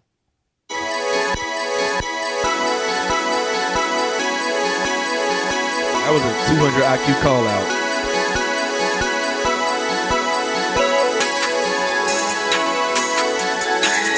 I got two poles, I just bought a weapon. I got two fists, I don't need a weapon. He heard my song, now he asking questions. She heard my song, now she is my best friend. I got two poles, I just bought a weapon. I got two fists, I don't need a weapon. He heard my song, now he asking questions. She heard my song. song, now she is my best friend. People lying on me, that is a deception. People talking about me, that is a perception. Please don't call my phone, I don't have reception. Yes, I feel too gone, I'm a living legend. This right here's a blessing, had to learn my lesson. Gotta thank God every day, cause this a blessing. Gotta thank God every day, I'm never stressing. Bought some new snacks, I just got from the concession. Did this by myself, yes I did this on my own. I have to be myself, I will never be a clone. And I get flyer than a drone. I'm staying to myself, yes I'm staying in my zone. I got 2 poles, I just bought a weapon. I got 2 fists, I don't need a weapon. He heard my song, now he asking questions. She heard my song, now she is my best friend. 2 poles, 2 fists, my song, my song. I like the fade out. Yeah. That was beautiful. That was fucking beautiful. Go ahead. I'm gonna let you take it. Was that your First of all, I love songs like this. Like that just like are like incoherently fun. The line about I just got some snacks from the concession, like that set me off. Like I wasn't laughing at him, I'm laughing with him. Like that was fun. And I just like shit like that, man. I think I would like it better if there was like a better mix on the beat. Like, you know, I like 808 heavy shit too, but I just kind of wanted more from the beat mix. But like, yeah, like for a song like that, mosh pit all day. Like, get me in the middle of the fucking pit. Like, let's go up. Like, that's what that's for. You still getting in the middle of pits? Absolutely not. But I'll sit on the side and watch that shit. I retired from them at like 28. You know what? I'll take that back. It depends on where I'm at. If I'm Okay. somewhere for the first time, like notable, you know, like a fucking like a Coachella or a Lovers and Friends, Okay. or fucking like something like that. live in the moment. You gonna go Yeah. push? You gonna go push somebody down? I get caught in that shit. Like, first of all, I'm not like in the pit, like the pit, like fighting with motherfuckers and doing the fucking flip kicks and shit. That's like, the nah, only this- way. No, like the one, like the friendly pit. You're on the outside. You're on the outside. yeah. I'm on the of pit. outside of the pit, just watching the shit. But you front row of the outside. Yeah, right. I'm just jumping around. You know, Still dodging. Yeah, but wherever just the- not actively Yeah, taking wherever the safe part. people hang out at. You know, people with kids and shit. Like, that's, you know, people that got something to do on Monday. That's who I mosh with. So you 3 rows behind them. Yeah, right. I want a picture of like an Of a active pit in, crowd. like- Yeah, let's and break it down. Designated by zone. Pit psychology, no doubt. That's I a real got thing. shit to do 'Cause on Monday. it is a real thing. No, Like, facts. I used to run through Dead ass. like I used to in the rap pit, because rap pits are different than metal and rock pits. I have a story about rock pits. Oh, So man. in the rap ones, I've never tried that. I used to be in the middle of them, like, you know what I'm saying, like It's just a- you know yeah, what I'm it's just saying? a little bit of- And then I gradually graduated to the edge, where I would just turn up on the edge. Oh, and you now, pulled back. now Okay. I'm just like, they got it. Y'all got it. I'm standing up This here. whole area is taken care of. I'm just everybody's doing a good job in there. He got to a point where he was like, "What y'all got going on in there? That don't Y'all look lit. safe." Y'all good. Yeah. Yeah. Everybody got water? All right, good. All right. Supervising the pit. That's the I got something to do. I got something to do Monday pit. That's the type of shit I'm on. You know, when it comes to that. I endorse the pit is what it is. Yeah, right. I'm gonna bless it. But I'm not in that motherfucker by any means. But no, I like songs like that, man. Like one of my favorite artists is Yachty. So like any joint like that, you know, that just make me smile. That's like, but it got a bounce to it. Like I'm into that. So let's go. Like that's for me. Cool. I think his vocal chain was better than last week, but not as good as it could have been. I think it could have been a little bit more clear. Like the beginning, I don't know what he said. So Yeah, there's that. Yeah, words could have been clear. Just a little bit vocally. of cleanup on that. That's my note. I completely hate the song. 100% hate everything about it. But what I will say is that he did a different tone.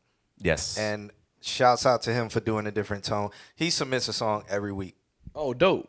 That's what's up. And first of all, keeping that up is a award. He should get an award for how many we do this every week. He always has a song every week. He should get an award for that. Yeah. But The consistency. I That's what hate get you every far. single song he submits every week. It cancels out. But with this, he went into knowing all the shit he's been submitting, he went into a different realm and he pitched himself up.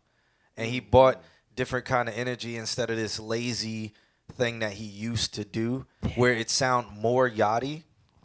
Even though, like, and I've been giving him that feedback. I'm like, listen to Lil Yachty evolve. Listen to how he evolved. And I've always tell him do features because I'm like, features are going to make him better. But with this song, I hate it, but I like that he is actively going outside of his usual box with the pitching, with the style of beat, with everything that he's doing. So I'm okay with it. Nick, write that down. Yeah. And that those type of tracks that are busy like that, like joints like especially now, like the Playboy Cardi joints, the Yeet joints, like all this shit that's coming out these days. Playboy Cardi is fire though. They got mix wise, right? We talk about the vocal chain, like mix wise, it's so much shit clashing with your vocal area where you're gonna be saying words at, and that shit is already full. So for you to come in there, you gotta really try to carve out a range. And as a writer, while you're cutting the record, like, as a writer, like you could be mindful of like where your vocal tone is. Like, are you lower in the joint, or are you like up higher? Like that can change how much your vocal has an impact on the record. Yeah. So depending on where you want to be, like, that it was probably good that he moved up because that was the perfect space for that record. Yeah. It was clashing like with all of the synth stuff, but it worked for that joint. So yeah. Nick says I'd still hit next pretty quickly. Just isn't. Yeah, and that type of music is polarizing. Like you either love it or you hate it. Like me, immediate smile on my face. But like him, he's like, fuck. I hate it, but I like Lil Yachty. Well, then let's talk about why. What happened in your childhood? So I hate it when Lil Yachty came out. Terrible to me. Hated everything he made. When he went to Detroit, I was like, Lil Yachty kind of fire. Oh, here we go. I was like, Yachty kind of sliding right now, but it's because I was listening to all those Detroit people, and Yachty was the worst person on every single song. But I gave him A for effort, and then as you heard the songs come out, he got better, and I was like, Yachty kind of fire now. Man, so I love talking about this shit because at that time period, I loved all the shit. Everybody else around me hated it, especially people older than me. They were just like, "This is trash. Music is in the shitter." I was one of that's a good sign. My friends told me I was crazy because I liked Tyler the Creator when he came out. Right, and they were like, "He sucks." Like, what are you talking about? I didn't like Tyler the Creator when he first came out because I didn't like music like that. Like I didn't like provocative like rap music. Like I didn't like to hear niggas saying lyrical shit, fucking trying to evoke an emotion out of me. Like I just wanted some shit that clearly girls are gonna shake ass to, because like that's what gets me paid at my job. Right, exactly. I love, you know what I'm saying, and that's just what I come from, what I lean and gravitate towards. But like learning the art of music during that era when that shit started coming out, I started realizing like theory wise why this shit is working is because they're breaking the rules and they're breaking them in a positive way. Like they're taking all of the conventions and they're saying fuck that shit. Like there's an iconic interview with Uzi and Ebro, I think it is, where Uzi or maybe it was Yachty, I forget who exactly. I think they both had one with that guy or with somebody else, where they're like saying, "Hey, this is the way shit's about to go. Like this is how we do music. Millions of people love the shit. Y'all saying it's trash isn't making you look any better at your job." Right. And now we look at who's fucking collabing with Drake, who's headlining fucking Rolling Loud, who's in the conversation every day, right? Who is the biggest streamers on Twitch everywhere in the world emulating? Like that's where shit is at, right? And it's just these guys weren't afraid to break rules at a time where you had to follow the fucking rules to get in. And that was what made it so cool, is they were just like, you know what? I'm willing to bet my career on the fact that me liking music like this is going to get me somewhere. And it fucking paid off. But I think also musically, it's just fun to hear some shit that you never heard. And Yachty was coming in there with that range, like that fucking nobody was in that vocal range doing songs like that. Was Kermit the Frog rapping? Right, yeah, he and was that's in the range. But yeah. I always tell people, like same with Ice Spice. I'm like, there's one Yachty, there's one Ice Spice. There is never a you. It's because the time they came in with their tonality and everything. Yeah, I love to break down. It's Ice that, Spice, but they try to what it is exactly. They try to emulate her, and it's like, don't. There's only one. She is a freak of nature. Yeah. I can see that. Leave her alone. Like, because you know all the record labels now are like, we want a female rapper. Guys, secret. I know we've been talking a lot on this stream. But this is a secret that's going on. It's not even a secret right now. But if you guys are hip to the game of what record labels are looking for, all they want and all A&Rs want, they're like, we want a female rapper who raps about the same exact stuff that Ice Spice and all of them are rapping about. Maybe not on the same beat, but that's all they're looking for, because right now the cater to women that there can only be one. They're looking for the next one-hit wonder to get them in, get them out, get them in, get them out. And Empires are very culprit of that. But and they're signing fan bases. It's simple as that. If you build a fan base, they'll sign you. And if you look at what's going on in the clubs now, when you DJ, if you play stuff that's twerk, girls do not twerk unless you build them to a twerk. Oh, got it. The way to build them to a twerk is to play that Lola Banks, to play all of that. They're mobbing, and then when they get the mob in them, they will start twerking. And that's the way the club's starting to go. So they want female rappers who are like, I want females who will rap mob to this. I want them to make that mob type Trillville. It's completely flipped to 2004, 2005, but dedicated to women rappers and stuff. It's so interesting. But this is what they're looking for right now. I witnessed this firsthand too. A good friend of mine, she's a DJ, Jay Chalet. She came to Wildin' Out and DJ in the green room with us in there, and she was during, I think this was like 17, 18, maybe 2018. But she was DJing shit that I had never heard from women that I heard of, but I didn't know were popular to women. And they're fucking word for word in these songs that I don't know. And I'm watching the response, and I'm like, okay, clearly I'm out of the fucking loop here. And so I asked her, I'm like, yo, what's going on, right? Like, what are these songs? How are y'all? And I just realized, like, after hearing all this shit that she played, it's like, okay, they don't have to listen to the shit that we're saying. They can listen to their version of it. So it's gonna hit even harder, cause like before it was like, okay, the beats are good, but you're not saying nothing I can relate to. Like, I can imagine being a woman listen to like, pop that pussy, shake that ass, like let me put the finger in there, whatever the fuck guys be talking about, and it don't be really hitting right, but the beat hard, so they be like, well, you know, I do like that one part. I'll throw a cheek or two. Right?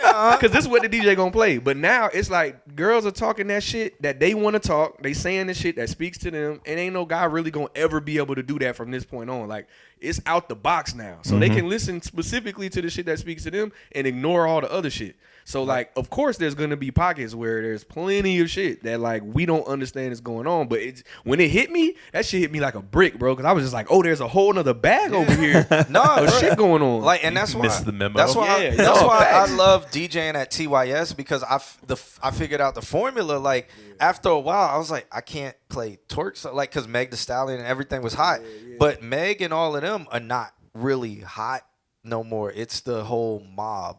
What you mean mob? Like, they want Glorilla, they want Lola Banks, they want all of that. So you have to build them with that before you get them to twerk now. Oh, you mean like they want to be out there. They want to be chanting and mobbing. And the guys, like, I love Glorilla. Most of her music, I love Glorilla. She's fire. 90, like, because I'm like, Glorilla's teaching in her songs. And like, I'm how? like, This is where we're at. Listen to what Glorilla says in her songs, where she's like, I'm not going to do this for this nigga. This nigga ain't going to have me do this. Oh, blah, nah, blah, blah, blah, blah. fact. And it's like, go ahead, girl. You right. Don't be like that. Like, don't do that. And I love that, because what Glorilla is saying is legitimately for real women empowerment, as opposed to, I'm going to pop my ass and shake and he going to eat me upside down. So that's why I fuck with Glorilla. And like, Lola Banks is like, don't play. I fuck with Lola Banks. And it's because a line, where I'm like, tell that bitch don't play with it.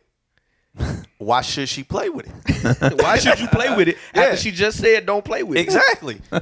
Sometimes you gotta square up. That's life sometimes. No, but I like that type of stuff as a man because I'm like, I'm supporting you by loving this.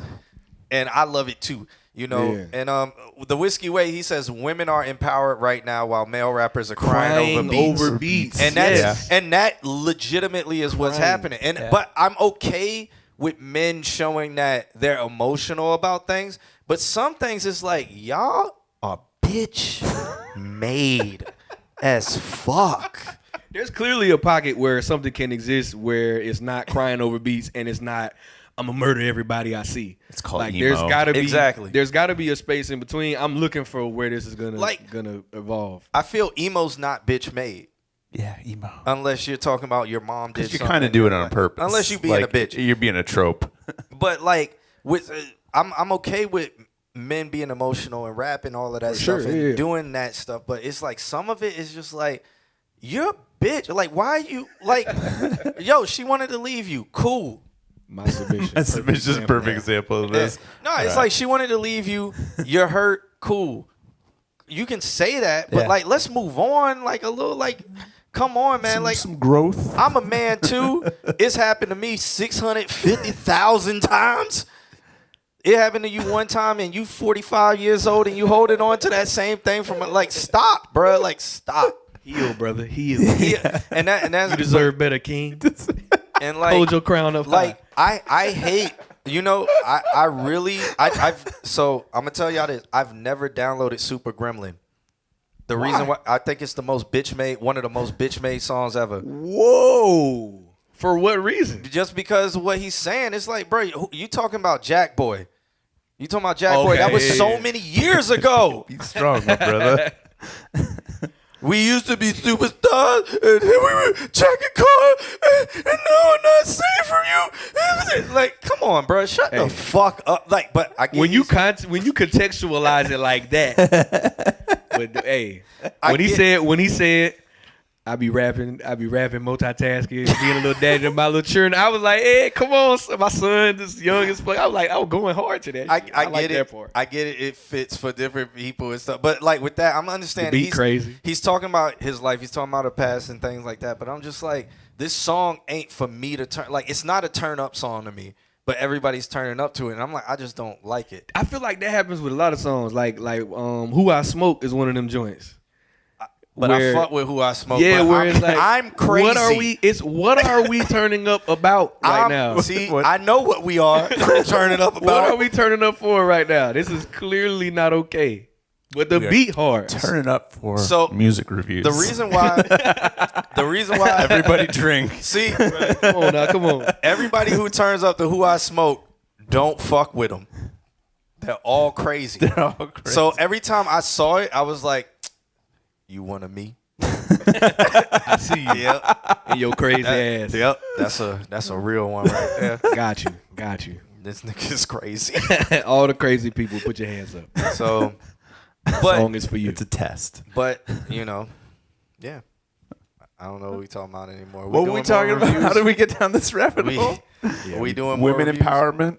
Women empowerment. He said I'm helping women. No. Playing their songs for them. No, I love what's going on, but there's a lot of women. Just be careful. Don't go and be a type. Don't try to be Ice Spice. Don't try to be her tone. Don't try to do any of that. Ice Spice is one of a kind. Yes, you can do drill. You don't have to do it like her. Yes, you can do rap. You don't have to be like Glorilla. Glorilla got big and Glorilla will always be big because Glorilla has uniqueness. Her voice. And that's just natural. Mm-hmm. A lot of people, honestly, too, I think if artists are still in here trying to figure out like why this didn't happen or that didn't happen, a lot of the times, like it's the natural shit that you were given that makes you stand out, that gives you the ability to cut through a lot. And then the people that have similar voices to other people have very difficult times because as soon as I hear the song, I'm like, oh, you sound like Uzi. Oh, you sound like Post Malone. Yeah. Oh, you sound like Tory Lanez. Like it's now that's gonna always be on you, and it's not even really your fault. As soon as you put auto-tune on your shit, you sound like them. So it's people that sound unique, like a voice like Glorilla on a petite woman. That's who's gonna? And then she's Nobody's teaching, gonna try to do that on purpose. and she's teaching like guys. I keep for thinking real, about like geometry when you say that. no, for real. But listen to what Glorilla is saying. Like it's like she's teaching you the streets. She's teaching you the streets from a woman's perspective, but also she's teaching you how to survive as a woman in the streets, and it's fire.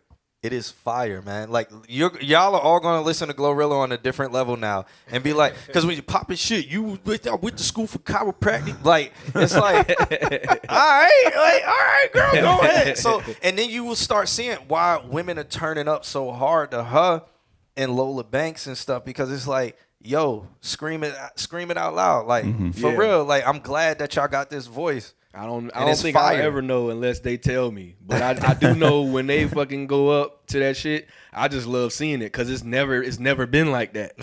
It's always been like that, ironically. Like a Waka Flocka song come on and a bunch of girls start moshing. It's like, oh, okay, yeah. Like, you know, they lit, like, ironically, because they could be getting hurt right now if it was a bunch of guys here. But for the most part, the dance floor has been for men. So, like, this new energy is great. And now men are sitting on the sidelines. Women are mobbing. Women are doing all kind of stuff. And men on the sideline. Play that NBA YoungBoy about his emotional transformation. And I'm okay with it, but it's just like you guys. Substance does get overlooked. A lot of popular music is not substance music. Like if you think about when you get on Netflix, like what movies do you watch? Do you watch documentaries or do you watch guns and shit blowing up and comedy? Like it's like most popular mainstream music, and I mean that given that's what you're going for, most popular mainstream music is junk food. Like it's not organic. It's not shit, like, you know what I mean? It's organic music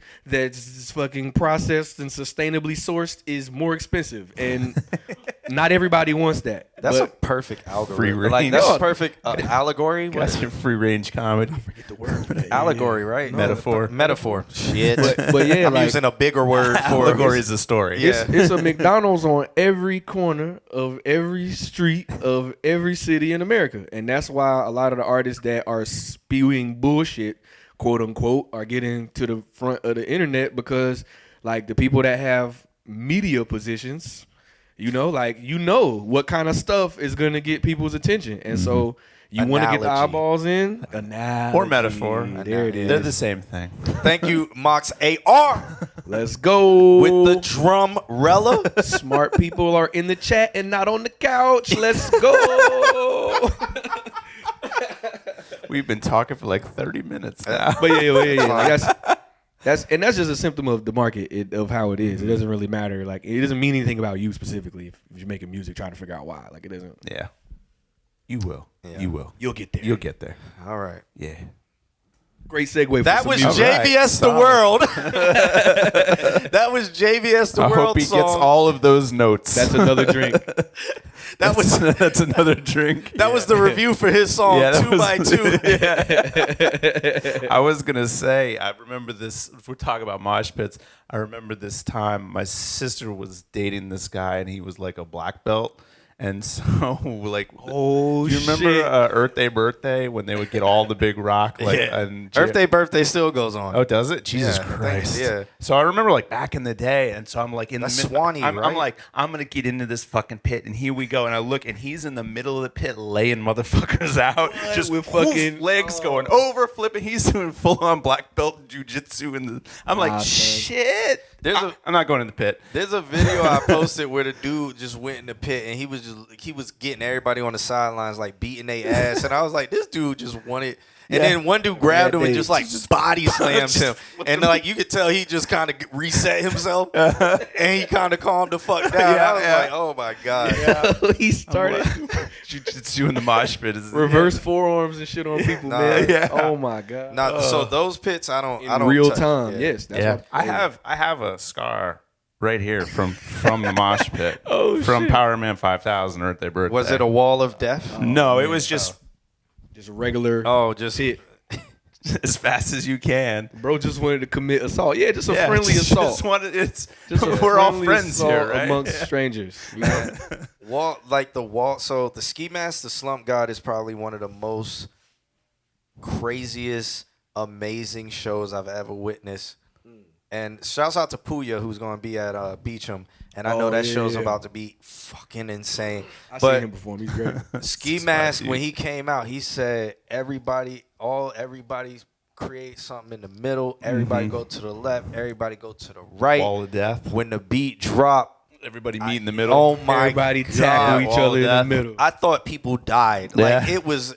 I was like, are they really? I'm all the way up in the top because I was like, there ain't no way. Because literally, Like, we're in the looking through your Beecham. eyes, like I'm not. No, we're in the Beecham. The entire bottom floor was a mosh pit. Like there was not nobody moshing. There was you had to be upstairs to not be moshing. And I was like, yo, this is the craziest stuff I've ever seen. It's crowd surfing, wall of deaths, circle pits. I was like, rap? Yeah, bro. Yeah. Rap? Yeah. That's how it's getting down. But I was It's like, this this whole- is beautiful. Yeah. If you want energetic music, that's the crowd that you're going to get Some it of the from. best shows that's why I always tell people, I'm like, if y'all have never been to like Ski Mask in them, you can tell they've been to rock shows. Oh, yeah. Go to death metal shows, go to black metal shows. Fucking one of my favorite shows was Horse the Band at Back Booth when they definitely sold like twice as many tickets as they legally should have. That place was fucking packed. And you remember the old Back Booth where it had the ledge? Yeah. And Oh, motherfuckers yeah. are coming into the pit from there. It's just like, Wait, what? Yeah, no, I was in that pit. It was. Oh my it was God. There's particularly like they were the first like we're gonna write beastly breakdowns, and so you could expect like everyone just kind of standing around like waiting for that time, like oh shit, here it comes, here it Shirt comes, off, and then sweating. just boom, like that. And then 3 minutes later we're like, all right, cool, next song. How's everybody doing? Water? No? Are we Okay, alive? Yeah. Yeah. Let's do it again. Shouts out to Marks ARL. She talking about Rico Nasty. Rico every Nasty. girl, I love Rico Nasty. every live. girl with dreads asked me to play Rico Nasty. Next level. That's a type. Yeah, every girl that has dreads is like, you got any Rico Nasty? Yes, baby, I got you. Can you play that Rico Nasty? I'm like, how do you? Okay, Okay. okay. Whiskey She's Way is fucking the fire kind. live. I can If you haven't imagine- seen Rico Nasty live, you guys see her live. She's amazing. All right, I can imagine Whiskey in a mosh pit. I was signed out. He could stand his own. Let me sign back in. You guys got to stall. Damn, you've been talking so long. Google signed your ass out. That's crazy. That's crazy. Yeah, Damn. we'll get to reviews, guys. I mean. Y'all in the chat room, y'all might as well ask. Okay, we're ready. All right. Google said, clearly you got some other shit going on, bro. We don't come back You're to you. doing something else. all right. Yeah. Shouts out to Google Security. Nick Right? says that's we another were about drink. to play a song, and then we went into another tangent after talking about how many tangents we went on. The tangent was about us. The tangent was about tangents. Man, that's crazy. No, but everybody in the chat room. Patiently waiting. Not for real. Everybody in the chat room, any question y'all have about the music industry, this is the perfect time to ask. Tangentception. Just like as you see our personality sitting here on the couch, like we are open books, and so just ask any question that you have about anything that you think about when it comes to the music industry, so we can tell you about it. That's really what we're here for. Yes, we're here to do reviews, but we're also here to talk to like. And have tangents. Yeah, I kind of got a sense of that. This man's actively on a syndicated show. Boom. Ask him a question. That's true. You know, I don't do anything. I just do this as a hobby. Let me see. No, I You know, seen you live, and it's more than a and hobby, then- brother. And then this is a mastering engineer. So it's just like master engineer, professor, guitar player. Nobody knew he played guitar, but One day I'll send the song that I've been working on over the last 3 months. Maybe. songwriter. You know, Maybe. So Went back to playing guitar. literally any question about any aspect of the industry, ask. This is the perfect time. And while y'all think about that, we're going to get into this Cosmo J song, who has been patiently waiting. This is true. Shouts out to Fade and Wolf. They going in. Tendentia. Oh, Tangentia. Ancient Society. The anime. this man is deep into history. I've never even heard of this stuff. Tangentia. All right, so Faden Ancient sent Society. me. So Fade and Wolf sent me a novel, and all I've seen is Eclipse and Gold Link. Read the whole thing. So no. So I wonder if Faden knows that I manage Eclipse, who is his inspiration. Oh, well, look at that. Yeah. So I'm gonna get to what he says. He probably didn't even say he was an inspiration. I just saw his name in here, and I was just automatically assumed that he was an inspiration. Whatever. All right. So let's check this out. He said, And if I got you, I'll follow up on that when we get to the next thing. He said, a big thanks ahead of time from the feedback for you guys and your viewers. I'm looking to get my production creativity out of my bedroom and into the online world to generate online audience and fan base. A lot of major influences right now include Dilla, shouts out to Dilla, rest in peace. Madlib, shouts out to Madlib. Oh man, if you go down a Madlib rabbit hole, your whole day is just sex after that. Like, Premier Beats pissed me off after a while. RZA, shouts out to RZA. Eclipse, who I manage, so Eclipse comes to the stream all the time. It's to hang out and he be hangs Eclipse. out. Yeah, and Eclipse is the biggest bullshitter. I'm going to ruin him as your influence. Don't keep reading. Keep reading. Eclipse, if he's in this chat room or if he listens to this later, he owes me them hands. He need to fade me on site. No, and he lives like 30 minutes away. I'm gonna go to his house and fight him. That's a lot of gas. Just off principle. You gonna get on the expressway, or you gonna drive the regular way? No, I'm gonna drive. I'm gonna speed. You gonna speed? Yeah. But are you gonna get on the expressway and pay for that ass? I'm taking all the tolls. Got it. Okay. And then I'm gonna give him a bill afterwards. There's a paywall behind his ass whooping. He gonna give it. Nah, but I saw him what 2 weeks ago. I saw him 2 weeks ago. Well, yeah, he was at the. Yeah, he was at, and I was like, I just want to fight you. Your face just makes me want to fight you. Yeah, just because it's like we just need to fight. This is the only way I know how to express myself. Yeah, that's fair. I know people like that. So, shouts out to Eclipse. But he said Eclipse, Gold Link. I've done shows with Gold Link before. Gold Link's Uber cool. hands. Yeah. Uber hands. Yup. Hey, brand new business. Shouts out. You pull up with the AR with the drum. Shouts out to Mozzarella. Oh man, that's a good one right there. Goddamn. Shouts out to my man. Said he's inspired by Evil Needle, man. Shouts out to Evil Needle. Geotheory. Geotheory's old school. Shouts out to Geotheory. Sango. Shouts out to Sango. That's the homie. Entourage. Knowledge. Ab Joe. Ab Joe's the homie. And Styles Davis. Shouts out to Styles Davis. He said, my technique includes sampling and different VST layers, all done in FL Studios with the Alesis MIDI keyboard, which I have right over there, and an Akai MPD 26. I'm looking to sharpen my layering skills and to add more depth and volume to my tracks, as well as learning mastering. And being a better keyboard player so I can drop some original chords and not have to sample too much. Learn music theory. I appreciate your team and for what you do for all the independent artists. Stay blessed. Thank you so much for that. Thank you. Music theory will help you with chords. Yeah. And talking to Nick. Yeah, and Nick in the chat room. Nick in the chat room. Join our Discord. Join the Discord, yeah. All right, let's check this one out. It's called, I don't know, it's called Ryoki. Don't try to pronounce that. Nah, yes. It's Japanese. I don't know. Let's listen to Don't it. even do it, teaser. I already hear the Mad Lib. If that snare, oh my God, I can't wait to hear the snare.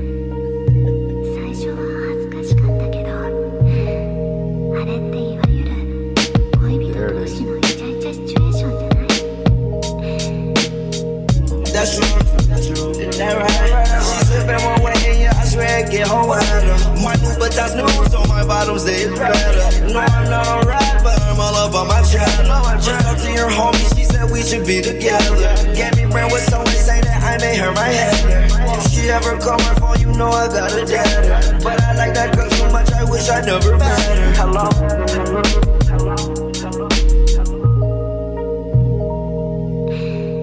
That's true. That right. She's living one way and yeah, I swear I get home without her. My new but that's news on my bottoms, they better. No, I'm not alright, but I'm all up on my channel. Just talk to your homie, she said we should be together. Get me brand with someone say that I made her my head. If she ever call my phone, you know I got a dad. But I like that girl so much, I wish I really wish Eclipse was in the stream right now, or I wish he was here so I could just get up and start fighting him just while this song is playing because I feel like this would be the best background music for me and him fighting. But one thing, what Whiskey Way said, the vocals are bright for such a dusty beat. They're very, very bright, and honestly, I almost want the vocals off of it, and I just want to That's hear an the beat. Uzi vocal, right? Yeah, I think so. Yeah, okay. But they're so bright for this type of beat where this beat is dusty, and it's like I feel them where it's like just make it dusty, make the vocals dusty. Don't clean them up so much to where they're super just straight high end, and that's what it is. And you're getting a lot of like the area, which is like 7K and up. I have another note, but I'll do it after. All right. Yeah, if you know the song, yeah, it does seem off.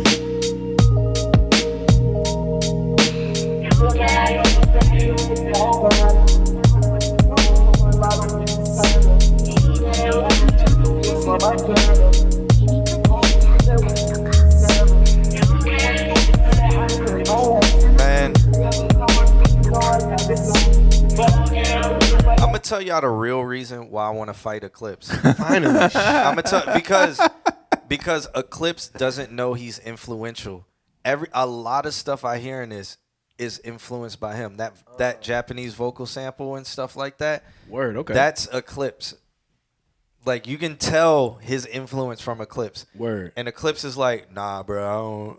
You know what I'm saying? Like, That's the curse of being an artist, man. You're you. And You I don't know who cares because you're the one doing things. he would know who cared if he actively tried.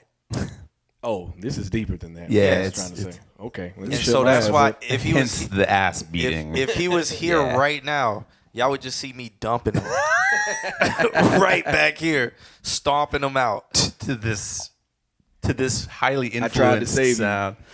Like I could pull up Eclipse. I could pull up unreleased Eclipse stuff, and a lot of it you'll be like, okay, and you can tell he's even trying to get close to clipping the snare and that's- stuff like yeah. Eclipse gets, and it's man, Finish it out. yeah, whatever. I just want to fight them. Man. Yeah, whatever. あれっていわゆる恋人同士のイチャイチャシチュエーションじゃない That sample is hard. Yeah. Yeah, Eclipse probably used this sample. I have one note. There's a low frequency whoosh that comes in after the snare. And not that that's a bad thing. It's actually pretty cool to the effect, but it might be like, I don't know, 3 to 5 decibels too loud. And so on a sound that low, like that sounds in the very lows. It's like in like the 30 range. So when you get to that range, like it's going to resonate everything. So when that snare hits, this entire room just goes, oh, and it's like everything shakes. So just fix your very lows. It might be something that like whatever system you're mixing on doesn't actually go down that low. So you're not actually hearing it while you're like setting it up. So you might need to, take it on to other systems, something big, something that you can really hear the very low frequencies to get those corrected.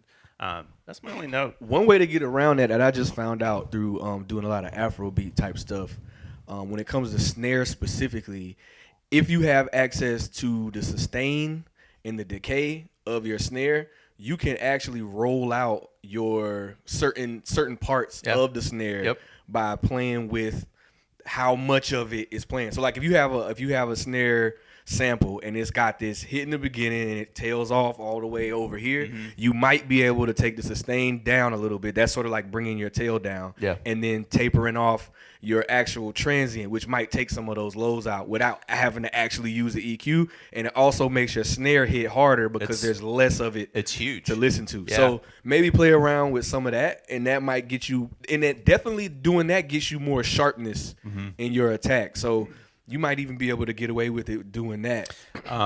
You're gonna find that actually that's the basis for like literally how compression works too. Word, is the yeah. ability to control. That's Before you compress, if yeah, you do that, like, that's then what you your won't have attack to. does. It lets it skip how long before the compressor hits. But another thing, actually, that reminds me of it's called transient designers. You should be able to look up something called a transient designer. There's a handful of companies that make them, and they basically divide the transient into something you can control, and then the sustain into something you can control. Yeah. There's an SPL one that's kind of mid, and then the new one is, I think the company is Smack, and they make Smack Attack, and that one's really good. So have a look at that, and then that would be able to control what I was talking about too, that whoomp kind of sound that comes after. You could control that on the sustain for sure. Yeah. But yes, envelopes do it too. They're all kind of in the same realm of like that. What's it called? Attack, sustain, decay, release. Those 4 settings and how they control how sound works. So Yeah, and if you're not doing that already, if that's not already your envelope design, like that's something that you could use to get around having to use your EQ and your compressors. Because I had to learn that the hard way. I spent so much time trying to compress the shit out of stuff and trying to EQ the shit out of stuff, and it was just like all I had to do was move this down and take this off, and I could have completely went away from that. And it doesn't squash your sound, like you get to keep the full presence. Yeah. So that's something that if you're not already doing that could help. it's amazing how much time-based sounds are actually affect frequencies. Right. So yeah. Yeah, if you have a boo-boo computer, it saves you the processing. Yeah, that's another thing I came into contact with the last laptop I had. I had a boo-boo laptop. It was a 2015, so it was like kind of starting to crap out. And that's what got me really good at using stock Ableton because I couldn't really put a lot of plugins on stuff. I had to try to finish the whole track without a lot of stuff. And I just started finding new ways to get around things that I was doing wrong, that I didn't even realize I was doing wrong. So addressing the sound design issue at the most basic level can really help you out with your end goal. Somebody mentioned like the hi-hats. They were saying the hats could have been real versus that could have been another thing that you use a transient designer or something to like really tighten up those hats and make them short and make them like really, they can sound that way, or you can EQ them different. Like there's a lot of different ways you can play with transients that could give you a whole different sound. Yeah, 100%. 100%. You got anything? Other than still wanting to be... No, I talk too much. I was letting y'all digging the tune though. Yeah, the Uzi vocal over that was a good contrast. Because I was like, if I play a clip, you get like... We about to go in the bag. No, it's a clips. Like, it's clips right here. Like, I follow with my footsteps like the fridge. I shoot like on my tongue, I chop up bullets, make them shit. Like I'm black, no fellow, man, the best is sipping. see why I want to fight him? Oh yeah. Let me know when you do. Yeah. I'm gonna go with you. You would jump him with me? I'll go with you. All right. That snare, yeah. Double stomp him. Yeah, like I got you. If he start winning, Already be like big. I know like the pharmacy, I got codeine in my fridge. I don't wanna spin it slow, breaking like bitch. Man, and then I got more. that's filthy. Like, come on, man. We're gonna start a fund to pay for the tolls to go to his house. Party with Barbies and drillers. The kid back mad on the spinner. I see enough man just run for my niggas. How to talk about dingers, So fake much- dingers. Baby, cool, not a dinger. I know. Like him just bullshitting. And this is why I want to fight him. Niggas broke Q&A up, Fight trick you with Club. that swag shit, that sticky post online. He don't never be outside with it. Meanwhile, we still round off X, still trying blind some shit. Say it's slime, but you ain't one of my kind if you ain't go round with it. I'm talking about sliding all day and night, ain't no tired shit. Niggas BCIs got some real cheesy. I do not see decock clear your street out, make you pour a tea out, and I'm hitting my little. I mean, Yo, oh, okay, I already did that one. Let's not. ESTG on a boom bapper. Come on.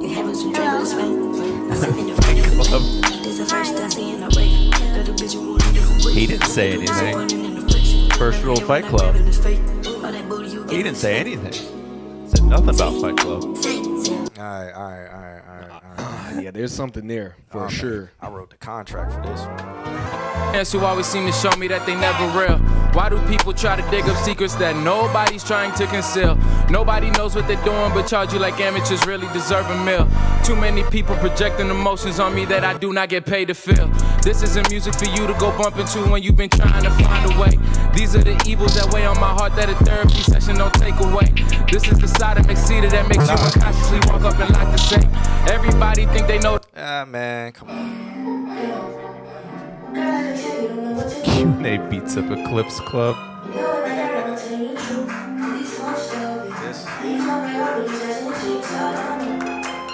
This girl, my priority should have been you. Yeah, I got on, I was on. I'm alone. He just doesn't know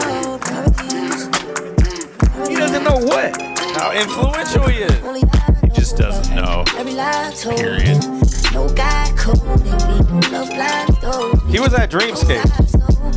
Yeah, he Trust was. me like you used to, girl. Want me like you used to. Man, it's just. Fuck you, baby. Man.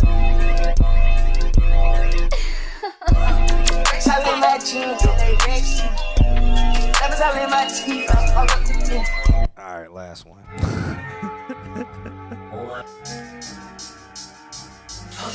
It's like the Japanese samples and shit.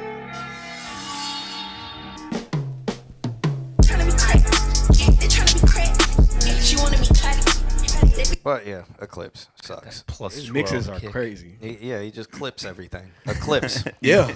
Everything is clipped. It's a beautiful clip though. It is. That's the thing. Is like when you learn how to clip properly, I guess is the way you would say Yeah. it. Like if you can clip and make it beautiful, then you have more headroom than everybody. This is true. Yeah, that's From an it's fucking absolute gorgeous physics mix. standpoint, it is 100% true. You get more from clipping. Yep. All right. We got what, 2 left? Yeah, 2 left. Cool. So we got J. Kim. I think J. Kim is still in the chat Yeah. room. Yeah. We got J. Hopefully. Kim, and then after that, the last one would be Ryan Murph, All right. which would be ultra sexy. So let's get into this one by J. Kim. It's called Mouth, produced by me. I don't know if that's like the artist name is me or Yo. if it meant like it's produced by him. He said he didn't type a note. Produced and wrote, just looking for opinions on ways I can improve in the mix. Okay, we can do that. Sick. Cool. I think in his note he said just need feedback on the mix. All right, guys, rip it apart. Let's do it. Rip it completely Let's apart. shit on it. Talk about every single frequency he's missed. Okay. Take off Garbage. these dumb regrets. These just are my new best friends. You can hit me with the obvious. Try to play for the audience, but you wanted me. You were all I need, but now I'm done. Stick around, baby, you don't get it now. But you wanted me, you were all I need. But now I'm done, stick around, baby, you don't get it now. Toss me a little more drink, cause I just been moving on it. Nah, man, this shit is on me. Like who the fuck got they hold on me now? Around with the dirtiest taste in my mouth. Fuck around and get honest to me. Had some friends who didn't love me back then. Yeah, I was dropped out at 15. Went to college, dropped out at 16. I told my parents I'ma work this shit out. Fighting with you in my house. It didn't mean what you did, but I guess he never worked that shit out. Goddamn, how the fuck did we get here? Lifetime passed by in a damn year. All the shit went by, man, I feel alone. I can't even wake up till I get a phone. But you wanted me, you were all I need. But now I'm done, stick around, baby, you don't get it now. But you wanted me, you were all I need. But now I'm done, stick around, baby, you don't get it now. Toss me a little more drink, cause I just been moving on it. Nah, man, this shit is on me. Like who the fuck got they hold on me now? And I still walk around with the dirtiest taste in my mouth.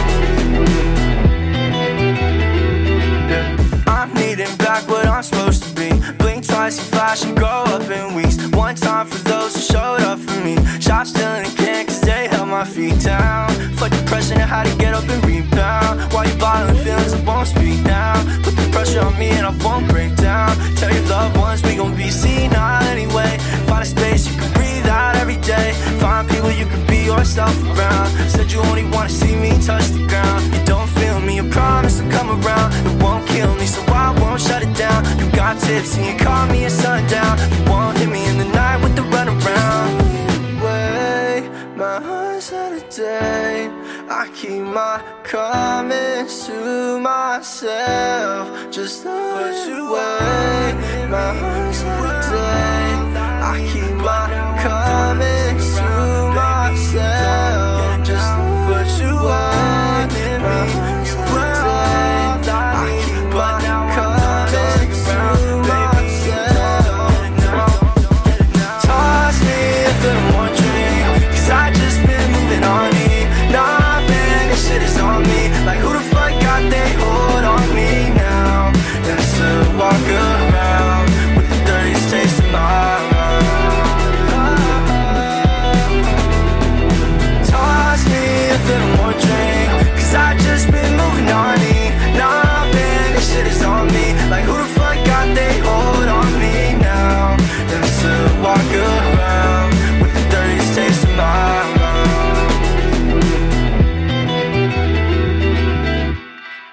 I hate the ending.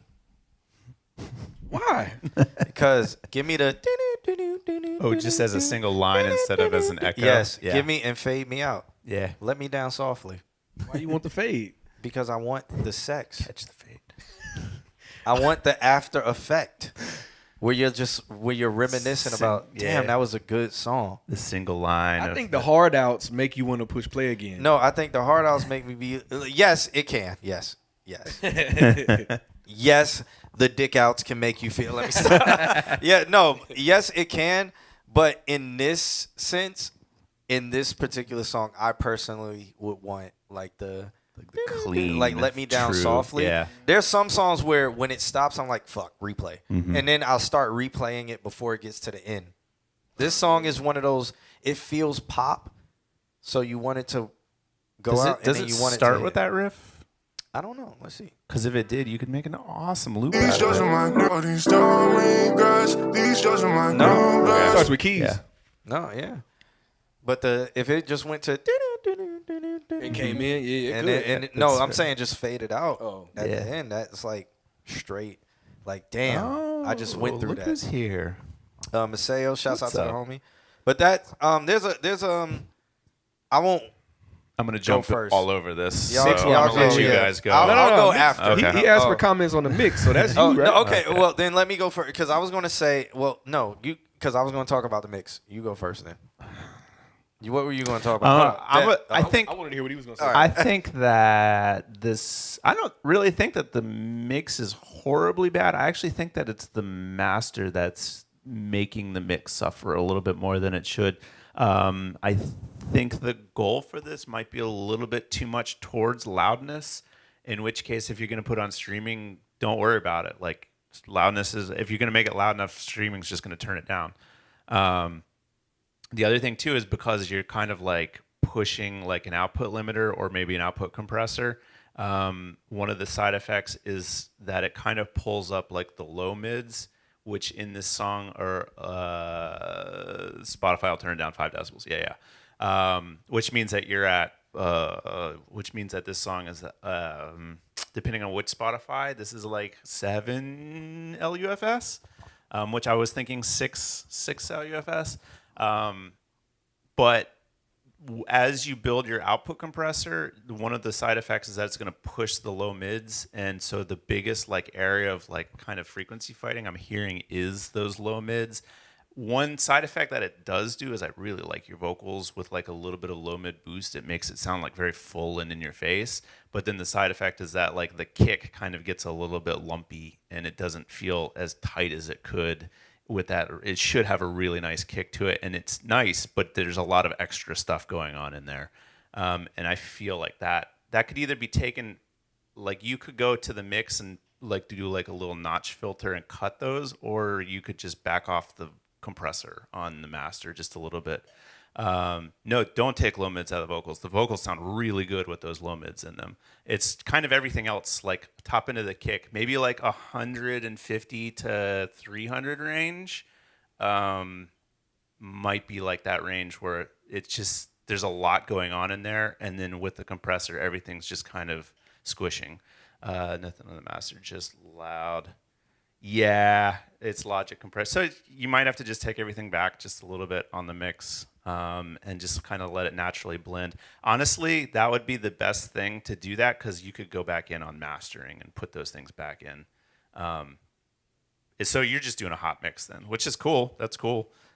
Just be aware of that. But there's a lot. I would say, like, yeah, that Logic compression is kind of really tightening things up. I think Whiskey said something about it too. And I would say, like, you could go, this could be like a solid -8 to -9 LUFS, and it would help it breathe just a little bit. But you might have to go back and add those low mids to the vocals to really warm them back up, because it'll kind of take away from there. So, shouts out to Alex. Good shit.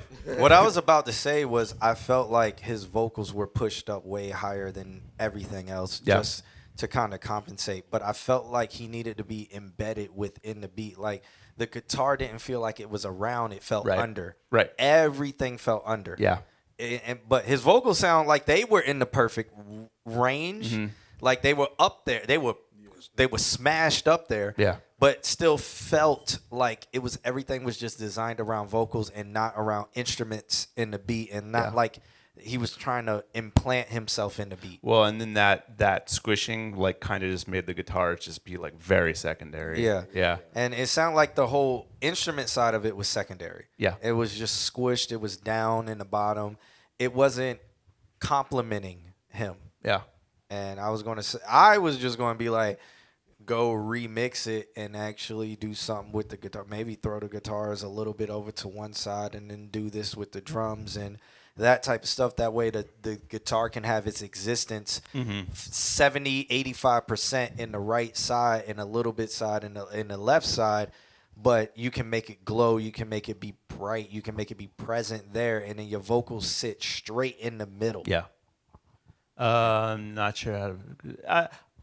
I think if you back off that, like, your overall volume, you're gonna find that you have space for it. I think everything's so pushed against the ceiling right now that it's like you're having to make those choices, but you kind of don't have to make those choices. You could just pull them down, and then suddenly you have space for the guitar. In your mix, none of your faders should be at 0. They should all be negative. Maybe. When you say nothing on the master, do you mean like Nothing just on the dry master chain. like no limiter or anything? Yeah. Oh, okay. Well, in that case, yeah, you got a lot of room to play with. Yeah. I mean, stereo image. There's some stuff that you could. I think the potential for it's there. I think it just everything's so slammed that, like, things are like, well, I don't have any more space to be here, so I'm just gonna leave. It seemed like all his like if you looked at a mix, like a whole mix, it seems like all his faders are plus. If your faders aren't all at +12, what are you doing? Yeah, honestly, but it seems like no, because it seems like the instruments may be like +2, +3. His vocals may be like +8, +9, and it seems like everything is just plus. And then when it hits the master, it's all there, and he's just like, oh, maybe I'll do a -1 limiter on the overdue treatment. Yes. Fucking yeah. If you're not putting distortion on every single track, no, I'm kidding. So redlining equals headlining. Yep. Since you said you produced it, how is it 113 track My outs? guy. What the fuck did you do? That's fucking awesome. I'm here for it. What is it? Whoa. I love high track count What songs. kind of computer do you have? Like, why? I love high track count songs. Combine them. There was not that much going on for it to be 113. Including Somebody said where? Yeah, exactly. this is like, including where? auxiliaries too. There was right? only like what 12 sounds. Exactly. Like where did you get 113 tracks It's like from? he did the whole diagonal recording. Yeah. He did the whole diagonal. He recorded one line at a time. So you put everything on a different track and process it separately. And You need to use the function Consolidate. I wish I could see it too. I really wish I could see it too. I love high track counts, but the yeah. big thing is, like, it should, like, you should have more auxiliaries than you have audio tracks. So, like, that's how you know, like, you're doing parallels, running parallels. A good parallel compression might help those guitars. Alex. Yeah, each note. Each note has its own track. Peter recorded an entire orchestra with less tracks. I know, but this is the modern age. Orchestra. Man. I love high track. Orchestra. 30-something different instruments with less tracks than that. Hey, look, your process is your process. What I was gonna say is, since you produced it, I can comment on this. I think a lot of mix issues kind of disguise themselves because they're actually production issues. So you might be able to, in your production, move some of the stuff. I look at mixes as sort of like up, down, and back and front. So Yeah. it seems like your vocal and your counter vocal are in the same exact place. Like you could take some of your high end out of your counter vocal. You could take your guitar and, like he was saying with auxes, like you could throw things to auxes and send them in the back and turn them down. Yeah. So then you have like your wall, like that hit that when the hook comes in, the wall that comes in is great. It's all a lot of energy there. But if some of the things were to the back, then your vocal could have that pocket, that space that we were looking for, where it would make everything else kind of sound like it has its space specifically, and it's not all clashing with each other. And then when you do something in the master, and it just makes it all beautiful and bright and fucking high end, Sexy. fucking sexy, yeah, on the harmonics and everything. So I think you might be able to take some things that you're trying to have, because that's one issue I think I have too a lot is I want to have everything be loud and you can hear everything. Yeah. But actually, when you're listening to something, that's not what's really happening. It's just it's a pocket for it specifically that was created, whether it's to the left or to the right or whatever the fuck. Let me go off of his last thing. This definitely try to parallel compress. If you aren't parallel compressing those guitars, it will help them come out. Parallel compression, when done right, tends to lower that frequency fighting that I'm hearing, where it's like it almost disappears when everything else gets really loud. But I'll definitely keep leaning on take everything back a step, and then when you parallel compress, that's gonna give a little bit of what appears to be volume. Does it mean buzz? No. So all right. Hey. From the top. Yep. This is good. This is great. I'm going to go to the bathroom. Okay. I'm going to go to the little ladies' room I love while this right Alex here. gets into his tangent of the night. Tangent of the night. Firing one up here. All right. No, this is great. I This love the is- questions you're asking. yeah, I'm learning shit too. This so. is fun. So parallel compression is when you take a track and then you take a duplicate. No worries. And then you take a duplicate of that track, and so you got two versions of the track. On the second version, you're gonna squish the shit out of that track. You're gonna be doing like minus 15. That's my numbers, minus 15. Some people do like minus 20. Some people do like minus 12 or 10. Gain reduction. Your needle is gonna be like, every time that loud part hits, that needle is gonna be going like nope, every single time. That's part one of the compressor. Part two of the compressor is fast release. You don't want that pumping action of like every time the compressor hits. You want to just be like back. So it's going to happen heavy, but it's going to happen really fast. And I do typically use an 1176. So slammed, and then on 1176 release is fast when it's set to 7. So my trick is go to 7 and then back it off just a hair. So now you've got two versions of this track. You've got the clean whatever is going on the track, and then you've got a duplicate squished the shit out of version. Take the squish version, turn it all the way down, play the clean version, and just listen. Start turning up the squish version, and you'll start to hear kind of a tonal shift happen when it hits the right spot. And that's when it's doing its job. You don't want to push it too hard because you're going to get an effect called pancaking, because you're going to start hearing just the fucking brick-walled version.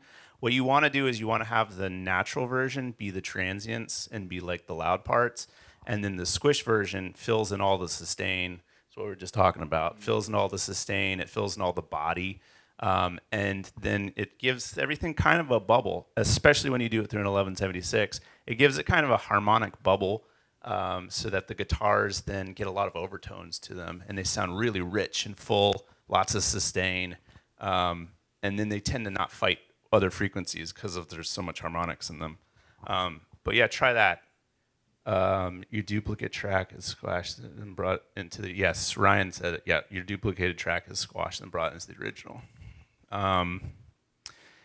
It's a lot, and you can look it up. I learned on a lot of different systems, but 1176s make it super easy, and they're so harmonically pleasing. Yeah, do it on the whole guitar. Do it on the whole, like, make 2 versions, like, have, that's why I was saying everything should be an auxiliary. You should have a shitload of auxiliaries. You should have everything that is your guitar, like 10 tracks of guitars, they all feed into an auxiliary, and then just copy that auxiliary and do what I just said, squash that version of the auxiliary. Yeah, you should, that's what I just said. You should stem your stuff. Yeah, give it a shot. Look it up. There's a lot of tutorials.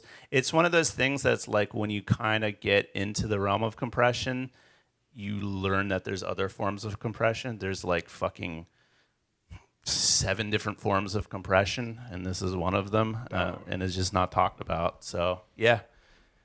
Yeah, this sounds awesome. And at first, you can't even really hear the shit for real. Like, it takes you a while to even know what it's doing. Yeah. So it's really something you gotta fool around with. You gotta have time to really just only do that. Yeah. Because a lot of times when you're mixing and especially when you're up in the V20s, man, oh my God, like I feel for you because you start getting numb to certain stuff. You start making changes that you did in 19 that you like now in 20, but then you did something to mix and now it doesn't sound like that anymore. And then you reference like, wait, 15, I like when it had this low end, but like I can't get the low end back how it was. Like, you just need to one day just only fuck with that specific instrument and find out what it is about the character of that instrument and where you want to put that. Yeah. And then go back to the overall mix probably on a whole other day. Yeah. Refresh your ears. Right. Ear Yeah, fatigue. your ear's going to probably be fatigued, especially with 100 tracks to sift through. 113. 113 tracks to sift through. Like, your eyes are trying to find what you're looking for. And, like, I did 50-something and was like, fuck this. No, I've never, and I would never if I didn't have to. That's exactly. I was like, fuck, never, nope. And then Ryan Murph was saying, he was like, I do 2 takes for single. Yeah, consolidate. Put them all on the same track after a bar. Like, you don't have, they can be 2. That's 2 tracks. You just told me you made 2 tracks. But you're sitting there making a track per? Hell no. Consolidate. Facts. There's techniques. There was somebody else who $1 would have asked who's homie on the track on the couch. Oh, me. Me. Just me and then leave. Yeah. It's been like 6 hours. I'm a guy. I make songs. I DJ, most notably for a show called Wildin' Out. I toured with Nick Cannon. I produced a theme song on that show. I did a remix for Beyonce. I did a remix for Ariana Grande. And I've been doing this for 20 years. I'm here to listen to songs and talk about why they suck.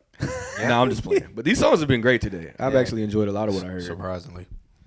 I've been here I've fucking been in the comments on other days when it wasn't so good. So yeah. Like I like it. Surprisingly, they've been good today. Y'all brought the A game today. Yeah. All right. Oh man. One more left. Ryan Murph. Ryan Murph has been very active. Ryan Murph, you need to keep coming back. Join our Discord, by the way. Everybody.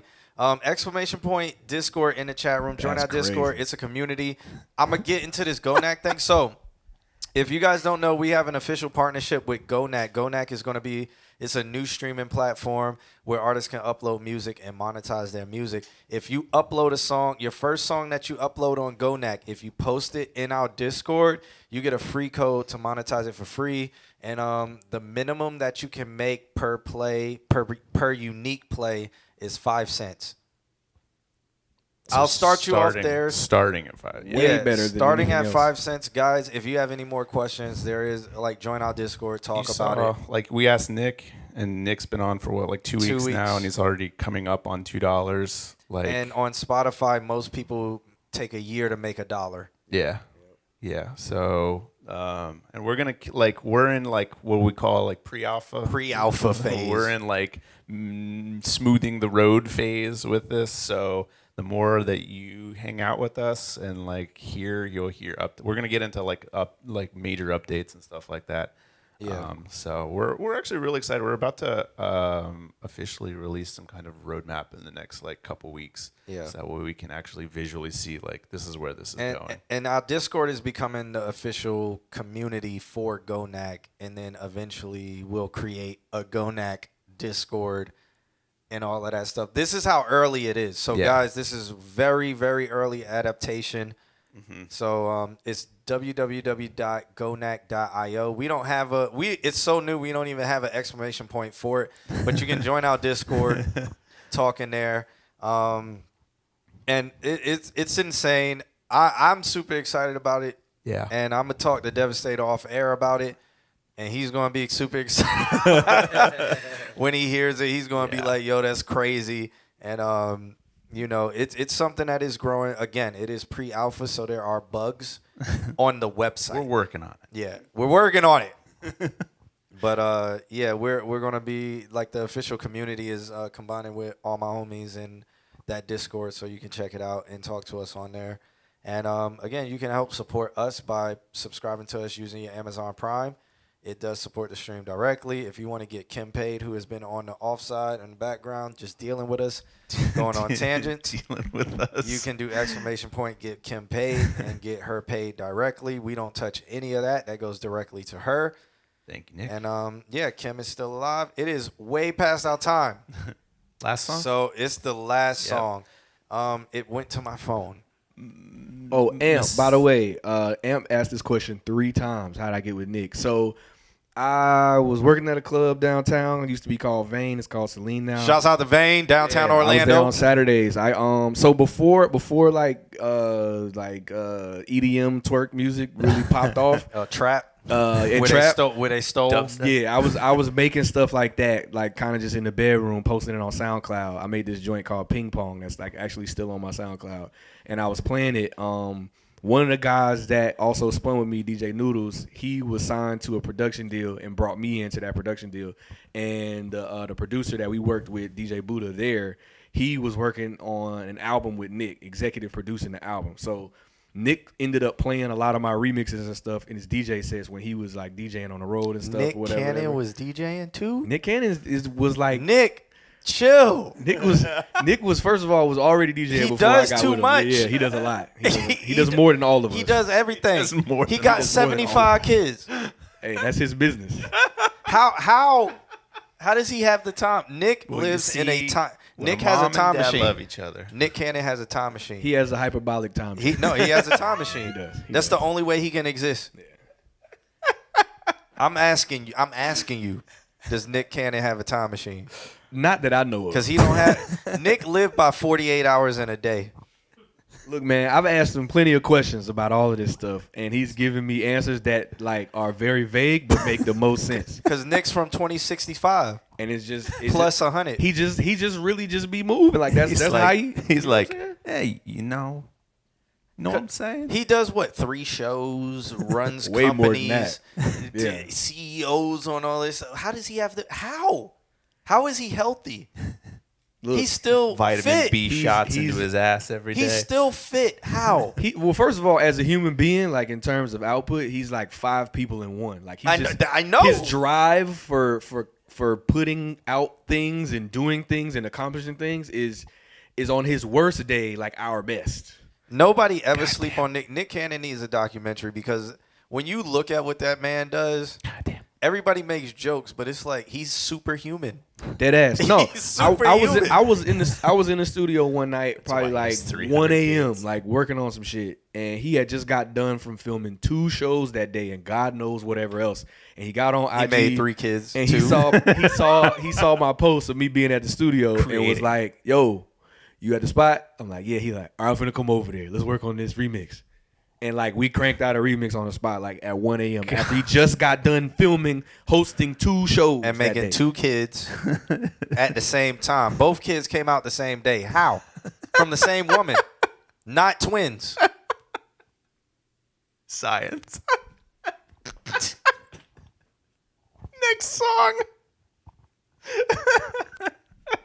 First of all, everybody talk about how many kids he got. That is that man's business. It definitely is. That is his personal business. I'm just saying, it takes time to do that. And I'm talking about time. It take time to bust a nut. Yo, what kind of show y'all got me on, man? Dead ass. Like, what kind of show am I on right now? Like, I thought we was here to talk about music. Oh, you thought? Psych. What y'all got me doing, man? Yo, chat. Is this how y'all get down? This your man's? I mean, What we doing right now, chat? How much time it take you to? Next song. Hopefully that answered your question, Amp. shout out to Amp. That's how I got to working with Nick. Oh, that's wild. Actually, no, the coolest part about the story was he came to Orlando one time, and the producers that I work with introduced me to him. We went to Ono. He was DJing at Ono that night when Ono was still here, right? So Shouts out to Ono. he DJs at Ono. We go to the gig. Nah, you good for the question? That's a great question. We go to Ono, and another DJ gets on after him, starts playing like mad Florida shit. He's just like asking me, he's like, "Yo, what's that? What's that?" And I'm like, "Oh, that's Whoop. That's Pussy Nigga. Like, you don't know about that song?" He's like, "No, I never heard that." He's like, "That shit hard." So I just started telling him about like mad shit that's like going on in Florida. And so afterwards, we leave. We stop by the Waffle House, get something to eat there before he drop off at his hotel. And he just like turns to his road manager, like not even me. He just turns to his road manager, just like, "All right, yo, get his information. He gonna go on the road with us." I was like, And that's how you knew. okay, I got a job now, I guess. Cool. All right. And then, like, sure as hell, like probably 2 weeks, a month later, he called me and was just like, "Yo, you good? What's good, family?" I'm like, "So chilling, man. What's happening?" He's like, "Yo, I want you to come to LA." I'm like, "All right, yeah, we gonna work on some music." How? First of all, he was just like, "Yo, I want you to come to LA, work on some music. Like, we booking the studio out, you know what I mean? I want you to come up there and cook up some stuff." I'm like, "Cool. Like, is it like a thing going on?" He's like, "Yeah, we gonna be there for 2 weeks. I'm gonna have the studio. We gonna work on music." I'm like, "Bet. Don't ask no more questions." I was just excited to go to LA to work, right? And then the next time he called me to like figure out some of the arrangements, I was just like, "Yo, by the way, why 2 weeks specifically?" He was like, "Oh yeah, we film a Wildin' Out every day while we doing that, and we gonna be at the studio after that." So I was just supposed to be going there to work on the studio after he is done doing a whole day of work. All jokes aside, Nick Cannon is on the same level as P. Diddy, or maybe beyond. And I'm sitting there watching this shit firsthand. Like, I'm not doing enough. I'm not working hard enough. What is my life? Clearly not doing enough. And again, like everybody makes jokes. Nick Cannon's a legendary. Nick Cannon is legendary, man. And they will make documentaries about him, and they're gonna stop all this whole kid. Even I was on it, but they're gonna stop all this whole kid nonsense, and they're gonna talk about Nick Cannon in such a high on a crazy, because it's like, man, Nickelodeon. Period. How did he get in that deal? Like nobody's ever asked that question. Well, he was the youngest comedy writer in Hollywood, period. How did he move up that ladder? Nobody's ever dissected that. Yeah, he's never told that story. No, he's definitely told that story. He has told that story with how he moved up that ladder? How he got from like being on Nick Cannon's raps Chuck from Norris. doing stand up to then doing all the other stuff he did, like that whole trajectory. I think he's talked about that in detail or in pieces in a bunch of other places. But I feel you got to piece that together. That's why I'm like, you can Wikipedia that for sure. He needs a documentary. Oh yeah, absolutely. If he's not doing it himself or something like that, who knows, man? He need because it's insane, that man's work ethic. And I remember when Charlamagne, when he was going to do a radio show at like 6 a.m, Charlamagne's like, "Ain't no way." Because he was like, he don't have the time. And like Charlamagne, like, and when you think when you heard Charlamagne talk about it, he was like, "How?" And everybody's like, "How?" And he's a time traveler. That ass. Literally though. He has 68 hours in a day. He lives on Saturn. I asked him this one time because I never really like see him sleep or nothing either. And everybody in the camp, they be like, "Yo, like you slept, like you good?" He's like, "Yeah, I'm straight." And they just like, Nick don't like sleep or whatever. And then I finally asked him one time, just like, "Yo, like when do you really like get a chance to knock out?" And he's just like, "Oh, on the plane." And I was like, "Oh, that's right, cause like you was in LA, he was getting on a plane to go to school at Howard, and then he was doing his coursework at Howard." And then flying back to LA to film at the end of the day. In the same day? In the same day. Oh my God. God. So like how you get in a car and go across town to go to work, Like he gets on a plane and goes across the country to go to work.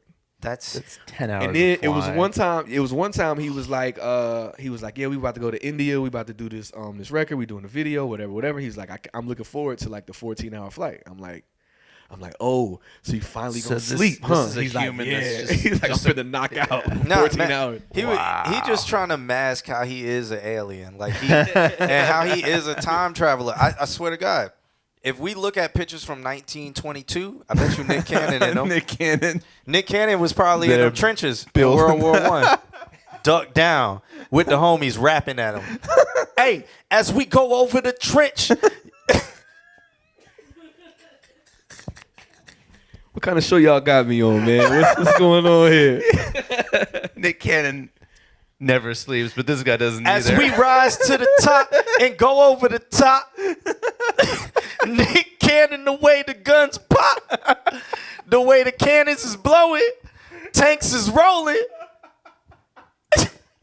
We also do song reviews occasionally. From here, from time to time. Whiskey Way. Somebody said boo. Yo, somebody boo this nigga. You cannot boo Nick Cannon rapping in the trenches. That's how he honed his skills. That's how he honed his skills. With the French and everybody over there. Everybody boo him. World War I down Boo here. and hiss. Boo and hiss this man for what he just I did. bet, ask Nick Cannon. I bet you he was there. So my man's over here. I bet you he was there, though. This is how conspiracy theories get started. I'm going to find a picture of a lookalike. Nick of Cannon rolled with the disciples of Jesus. I should have left your question alone, Amp.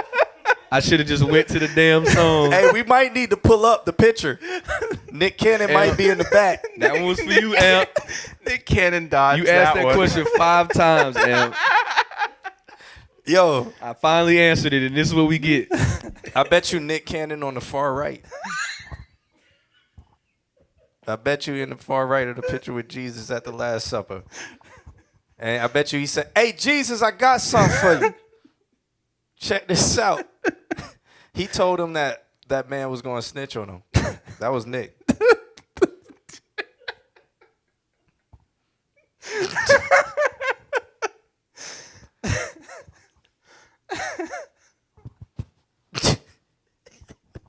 I'm I'm not reading that. I'm not reading that. He's a time traveler. I'm gonna just say it so everybody else can pick it up, and then they'll be like, they'll talk about him. Oh, they're going crazy with it now. I mean, he a time traveler. They man. rolling with this shit No, now. because when you think about it, and really, because When it's you a respect. Because you look at his schedule, it's like, how, bro? You gotta travel time. No, I've seen it. I've seen his schedule, and it's very much in the regular same time we have. We just not doing enough. Honestly, it's and really too, it's like it's scheduled out. Like keep it a buck, like real shit. Like, Yeah. everything he does all year is on a schedule. Blocked out. Jesus. Shouts out. And the time that's not on a schedule is for unscheduled stuff. Shouts out to him because I love this kind of like behind the scenes talk from Third, because like I tell people about like my work with Cardi B, and I was like, I used to not care for Cardi B until I worked with her, and I was like, Word. yo, she's fire. Yeah. And like, and when every time people are like, I'm like, hey, chill out on Cardi Right, B. right. I'm like, chill out on her. Like she's fire. Like, and she one of them ones. yeah, and I think we need these third parties to kind of talk about it that Yeah, have for sure. experienced it firsthand. Well, And there's public image, which Yeah. is what they put out there, and then Yeah. there's like the actual like what builds And that public. it doesn't image. help. He feeds into that shit. I too. know. I just saw a video today. Someone from TMZ asked him something about kids, and he turned and was like, "I mean, what you doing later?"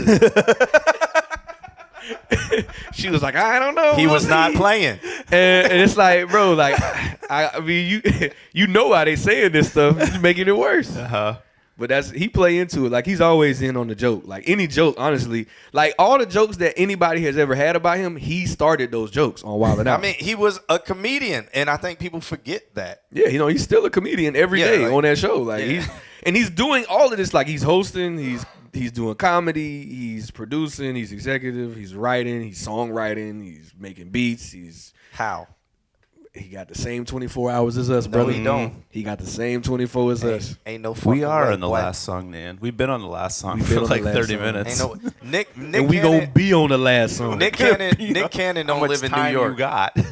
He don't live in New York because ain't no way he traveling places New with York 24 hours in a doesn't day. exist in the realm he I mean, exists I guess maybe he got 27 because he in both time zones. Yeah. But at most 27. He go to Australia gotta every figure day. it out. Yeah, right. But at most 27. He travels backwards so the sun never sets. He constantly be like, I gotta go to the next state, bro. The sun coming down. I gotta keep, I got a studio there. got a studio in Mississippi. We gotta go to Nevada next. It's high efficiency, man. It's all it is. Yeah. All right. Shouts out to that, man. The same reason why he's successful is the same reason we ain't played this damn last song. Is we not focused, and he is. Yeah. That's respect. Let's get to this last one's called Body. And it's by Ryan Murph. I think he said it's not mixed. Okay. Is the He one said thing. not mastered. Oh, not mastered? Not mastered. Okay. He said, "Don't judge me, guys. It's not mastered." Okay. So let's check this one out. It's called Body. I bet you he was like, it's not mastered. I bet you this shit the most fire Fucking shit. mixed and mastered by Jason Joshua, Yeah. Bernie Grunman and shit. Most fire thing ever Ed created. Jensen on the master. How is not mastered? Right? It's already it's at plus 12 decibels already. Like, let's go.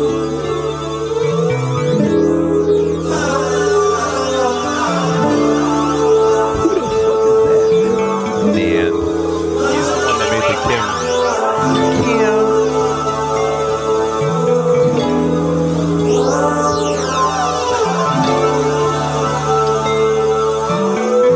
You are now I can listening to hear your body calling. Girl, the way you move, speaking to me clearly. I know what to do. Let me move to all your emotions, girl. Wanna be lost in you. Feel the warmth of all your curves on my skin, naked fucking you. Welcome to our music Baby girl, you got that oh, nah, nah. Making me wanna scream out, oh, yeah, yeah. In your legs, teasing your poo, nah, nah. Now bust it open, let me touch it, let me lick it. Wanna fuck it, girl, you love it when we go, yeah, yeah. Biting my neck, grabbing your throat, yeah, yeah. I beat the pussy, you say, oh, da, da. I'm always thugging when we fucking. Got you screaming, got you cussing. Slowly stroking while I'm blowing in your ear. Make you quiver, got you gasping out for air. Give you goosebumps and chills all down your spine. When I'm inside, make it last all night. Celebrate before you girl,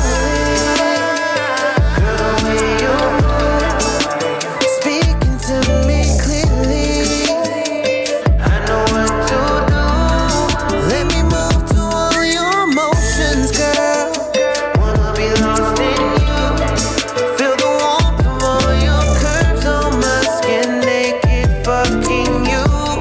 Welcome to our music family. I'm trying to make you my submissive. I'll treat your body vicious, tie you up, give you the business. Mommy, come and get this dick, and what I say be so explicit. Vulgarity intended, nasty nigga, yellow pigment. VVS has got you dripping, hit your core and get you leaking. Yo, juices I be drinking, pussy water, quench my thirst, it keep me hard to keep on freaking. A good time is what you needed, baby, it got me thinking. Take a trip to ecstasy, I'll put you on a higher frequency. Need a nigga that's gon' work your body all night. Personal trainer, girl, I help you keep that thing tight.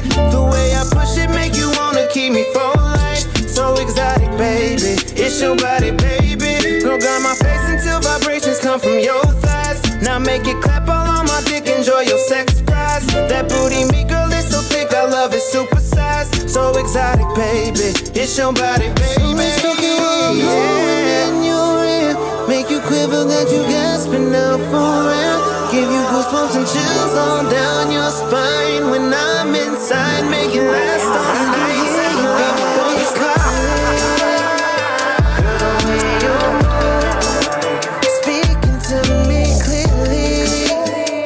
I know what to do. Let me move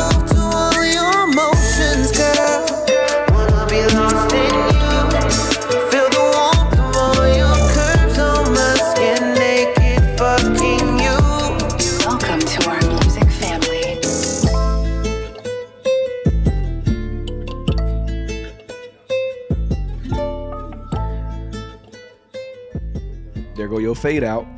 Yeah, there's your.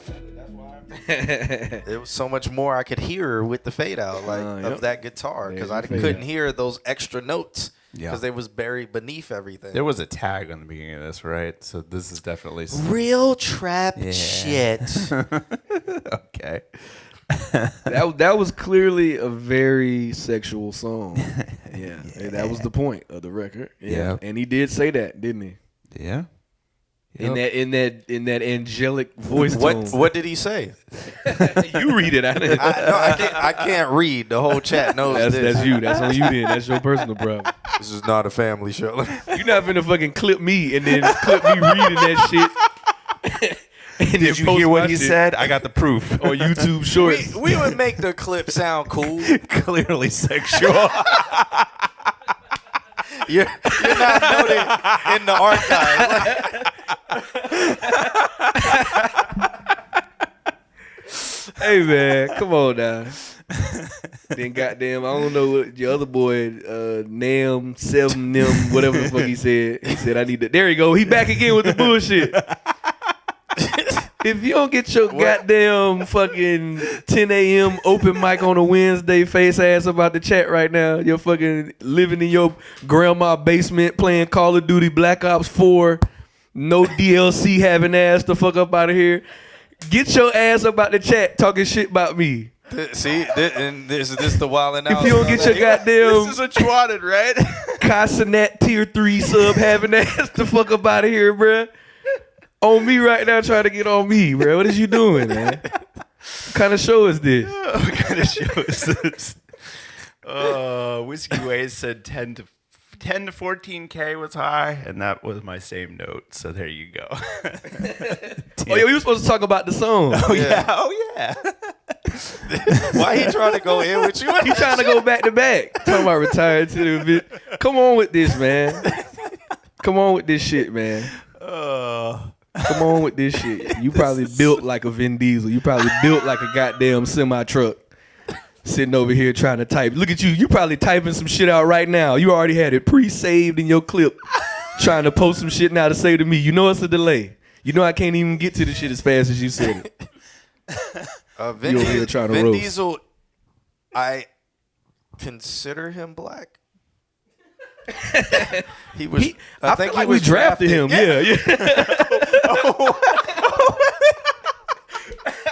Oh, who did we trade? Who did we trade for that one? No, he was drafted. It was no trade. Yeah, who did we trade? There was no trade. He was drafted. Because we traded. We drafted him and Paul Walker that same year. We got them both. Paul Walker just slipped to the 7th round. That's what it was. Oh yeah, nah. I don't know what it was, but yeah, they decided early. They was like, Vin, give me Vin, give me Paul. It might have been Tyrese. It might have been Tyrese that got. I think we had Vin before Tyrese switched. Well, we talking about 2001 Tyrese, right? Talking about like whenever the movie came out, Tyrese. Which movie? The first. First Tyrese Fast was and making Furious. some nice R&B then. Yeah, that's what I said. Yeah, That Tyrese. so he was still on a team. He's. Oh, do you think you saying Tyrese got traded? I think he got traded after. Tyrese got traded. I don't think. I think Tyrese's contributions to R&B. I think Tyrese got. I never traded. saw that. That's a thing. Maybe we traded him for the guy who did all the Old Spice commercials. What's his name? Yes. Yeah. The bald dude. Yeah. Tony. What's his name? Cruz. Terry Crews. But that's two black people. You can't trade a black person for a black person. Yeah, you can. Terry Crews don't have that card. He said we traded two blacks and we got a 4th round draft white.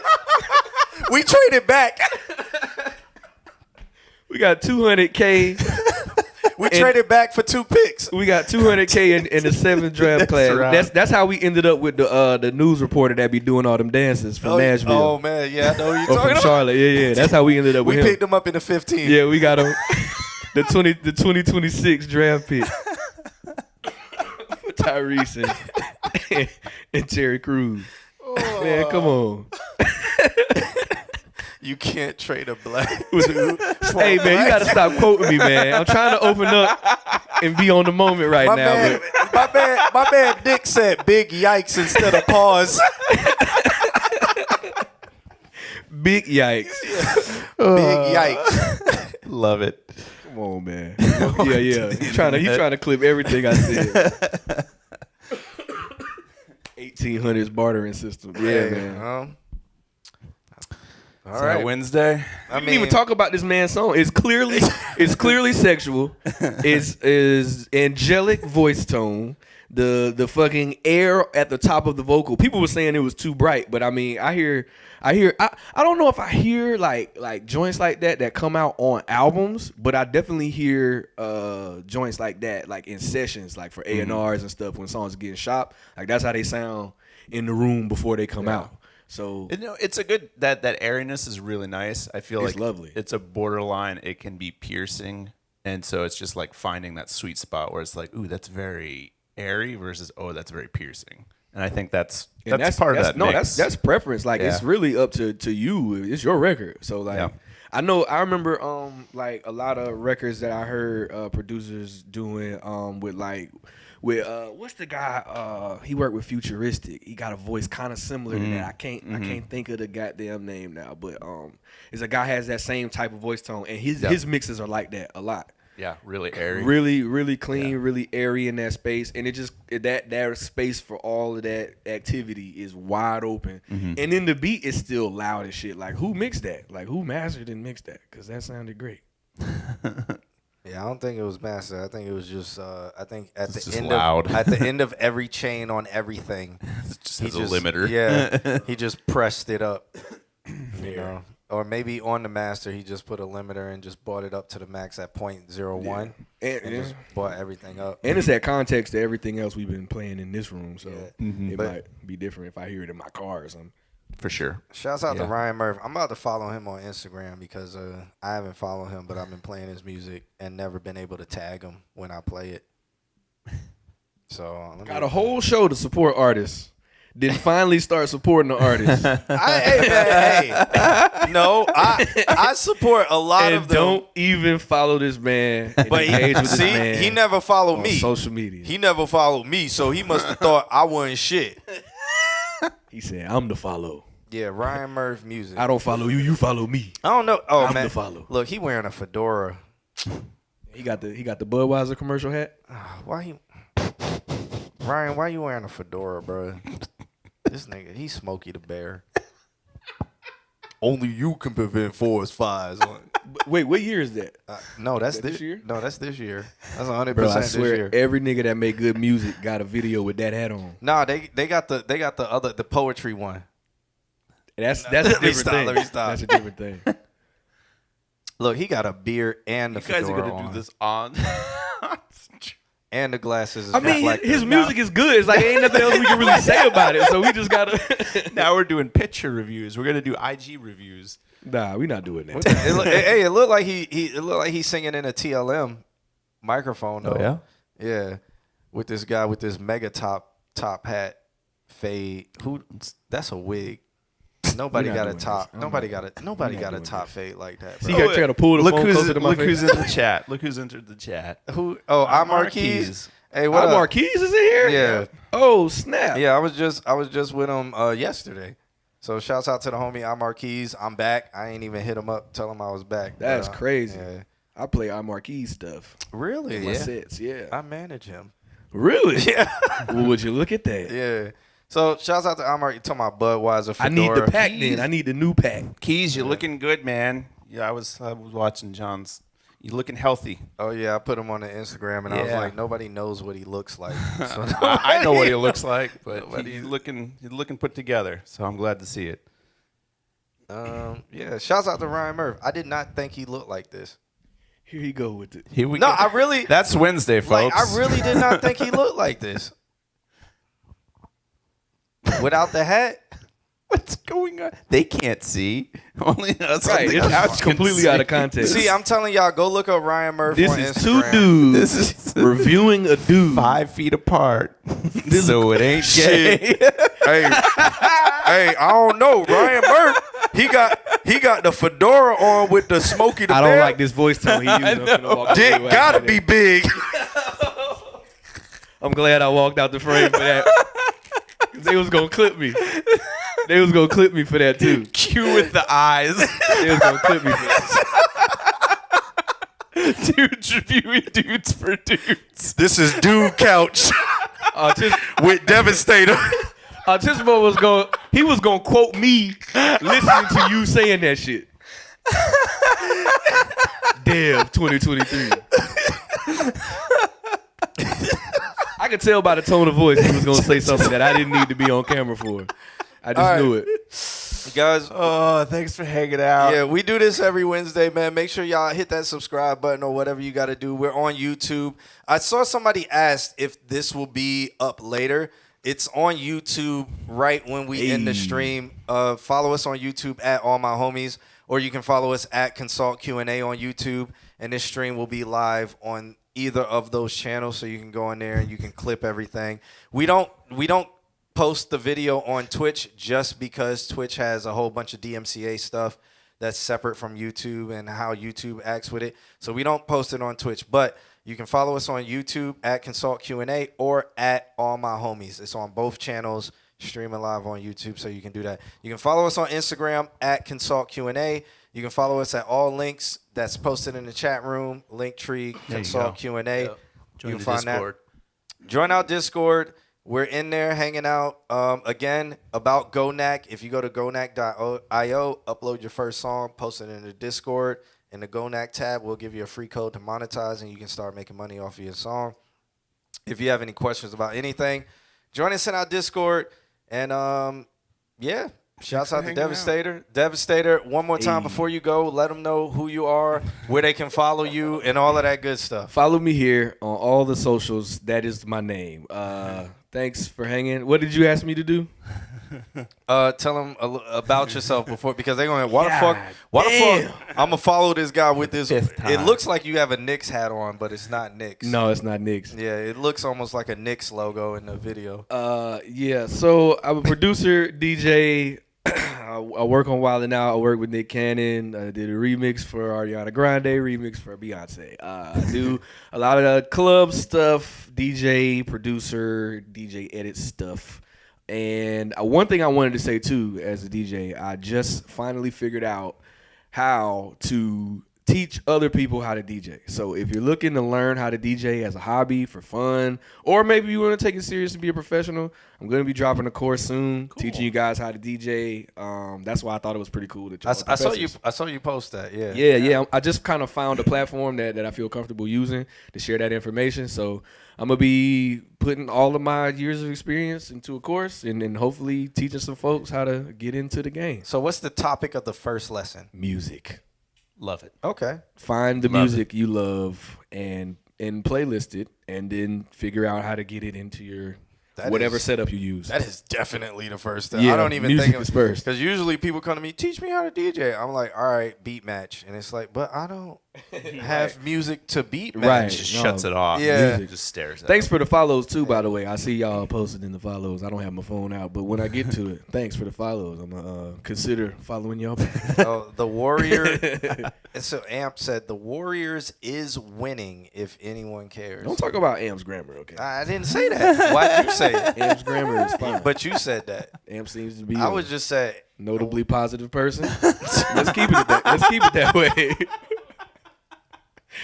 Hey, don't fucking clip me saying that. You heard it. We all heard me saying that.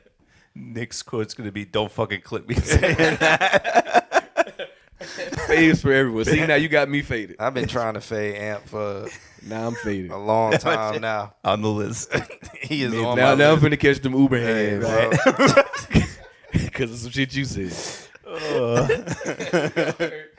Clips exist forever. We don't post a video for anybody to clip unless they clipping. Clipping. Yeah, you know. Oh. But again, all right, we out of here. We're way past our time. Shouts out to Devastator for hanging out. Thanks for having me, man. This has been great, man. Yeah, man. It's been fun. Thanks for coming through. We only got to like 6 songs today, but that's cool. That's all we needed. Well, It's we- clearly all we could do. It's clearly all we could manage. All right. There was a lot of good things dropped today, though. Yeah. Today was good. You know, I enjoyed that. do you DJ bar mitzvahs because I'm white and I need? I'm not touching that. I'm not touching that because I know where that's coming from. And I don't know what they're going to do with that. You got something to play us out with? I can. Always.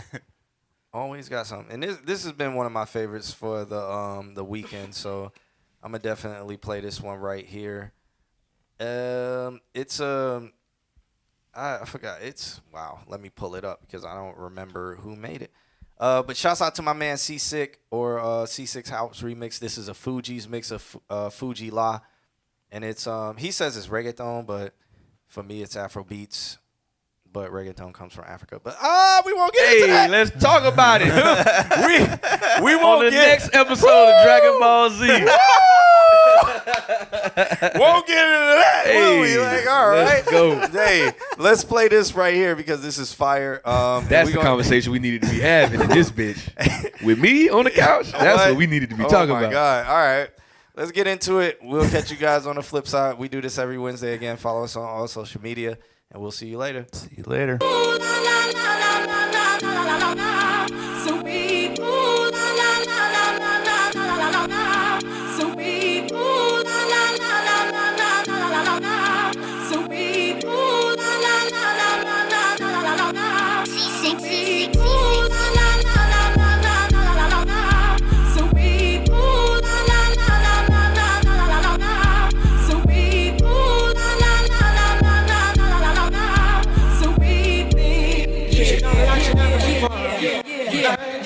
Sushi bomb in my Mitsubishi, eating sushi bomb in my Mitsubishi, eating sushi these and sushi bomb in my Mitsubishi, eating sushi bomb in my Mitsubishi, eating sushi these and sushi bomb in my Mitsubishi, eating sushi bomb in my Mitsubishi, eating sushi these and sushi bomb in my Mitsubishi, eating sushi bomb in my Mitsubishi, eating sushi these and sushi bomb in my Mitsubishi, in my Mitsubishi, eating sound seven sushi bomb in my Mitsubishi, sushi bomb in my Mitsubishi, super hot on the sushi bomb in my Mitsubishi, sushi bomb in my Mitsubishi, eating sound seven. I sit 90 degrees underneath palm trees, smoking BTs as I burn my calories. Brooklyn rooftops become Brooklyn TPs. Who that be? Enemies wanna see the death of me. From Hawaii to Hawthorne, I run marathons like Ujumatan. I'm a true champion like Farrakhan reads his daily Quran. It's a phenomenon, lyrics that's like Ramadan. What's going on? Oh, we're getting come, you know we soon done. Gun by my side just in case I gotta run. A boy on the side of Babylon trying to front like you're down with Mount Zion. What's going on? Oh, we're getting come, you know we soon done. Gun by my side just in case I gotta run. A boy on the side of Babylon trying to front like you're down with Mount Zion. Sushi bomb in my Mitsubishi, eating sushi bomb in my Mitsubishi, eating sushi these and sushi bomb in my Mitsubishi, eating sushi bomb in my Mitsubishi, eating sushi these and sushi bomb in my Mitsubishi, eating sushi bomb in my Mitsubishi, eating sushi these and sushi bomb in my Mitsubishi, eating sushi bomb in my Mitsubishi, eating sushi these and sushi bomb in my Mitsubishi, eating sound seven sushi bomb in my Mitsubishi, super hot on the sushi bomb in my Mitsubishi, eating sound seven sushi bomb in my Mitsubishi, super hot on the Fuji line. Ooh la la la, it's the way that we rock when we doing our thing. Ooh la la la, it's the natural law that the refugees bring. Ooh la la la la la la la la la. So we think. Yeah.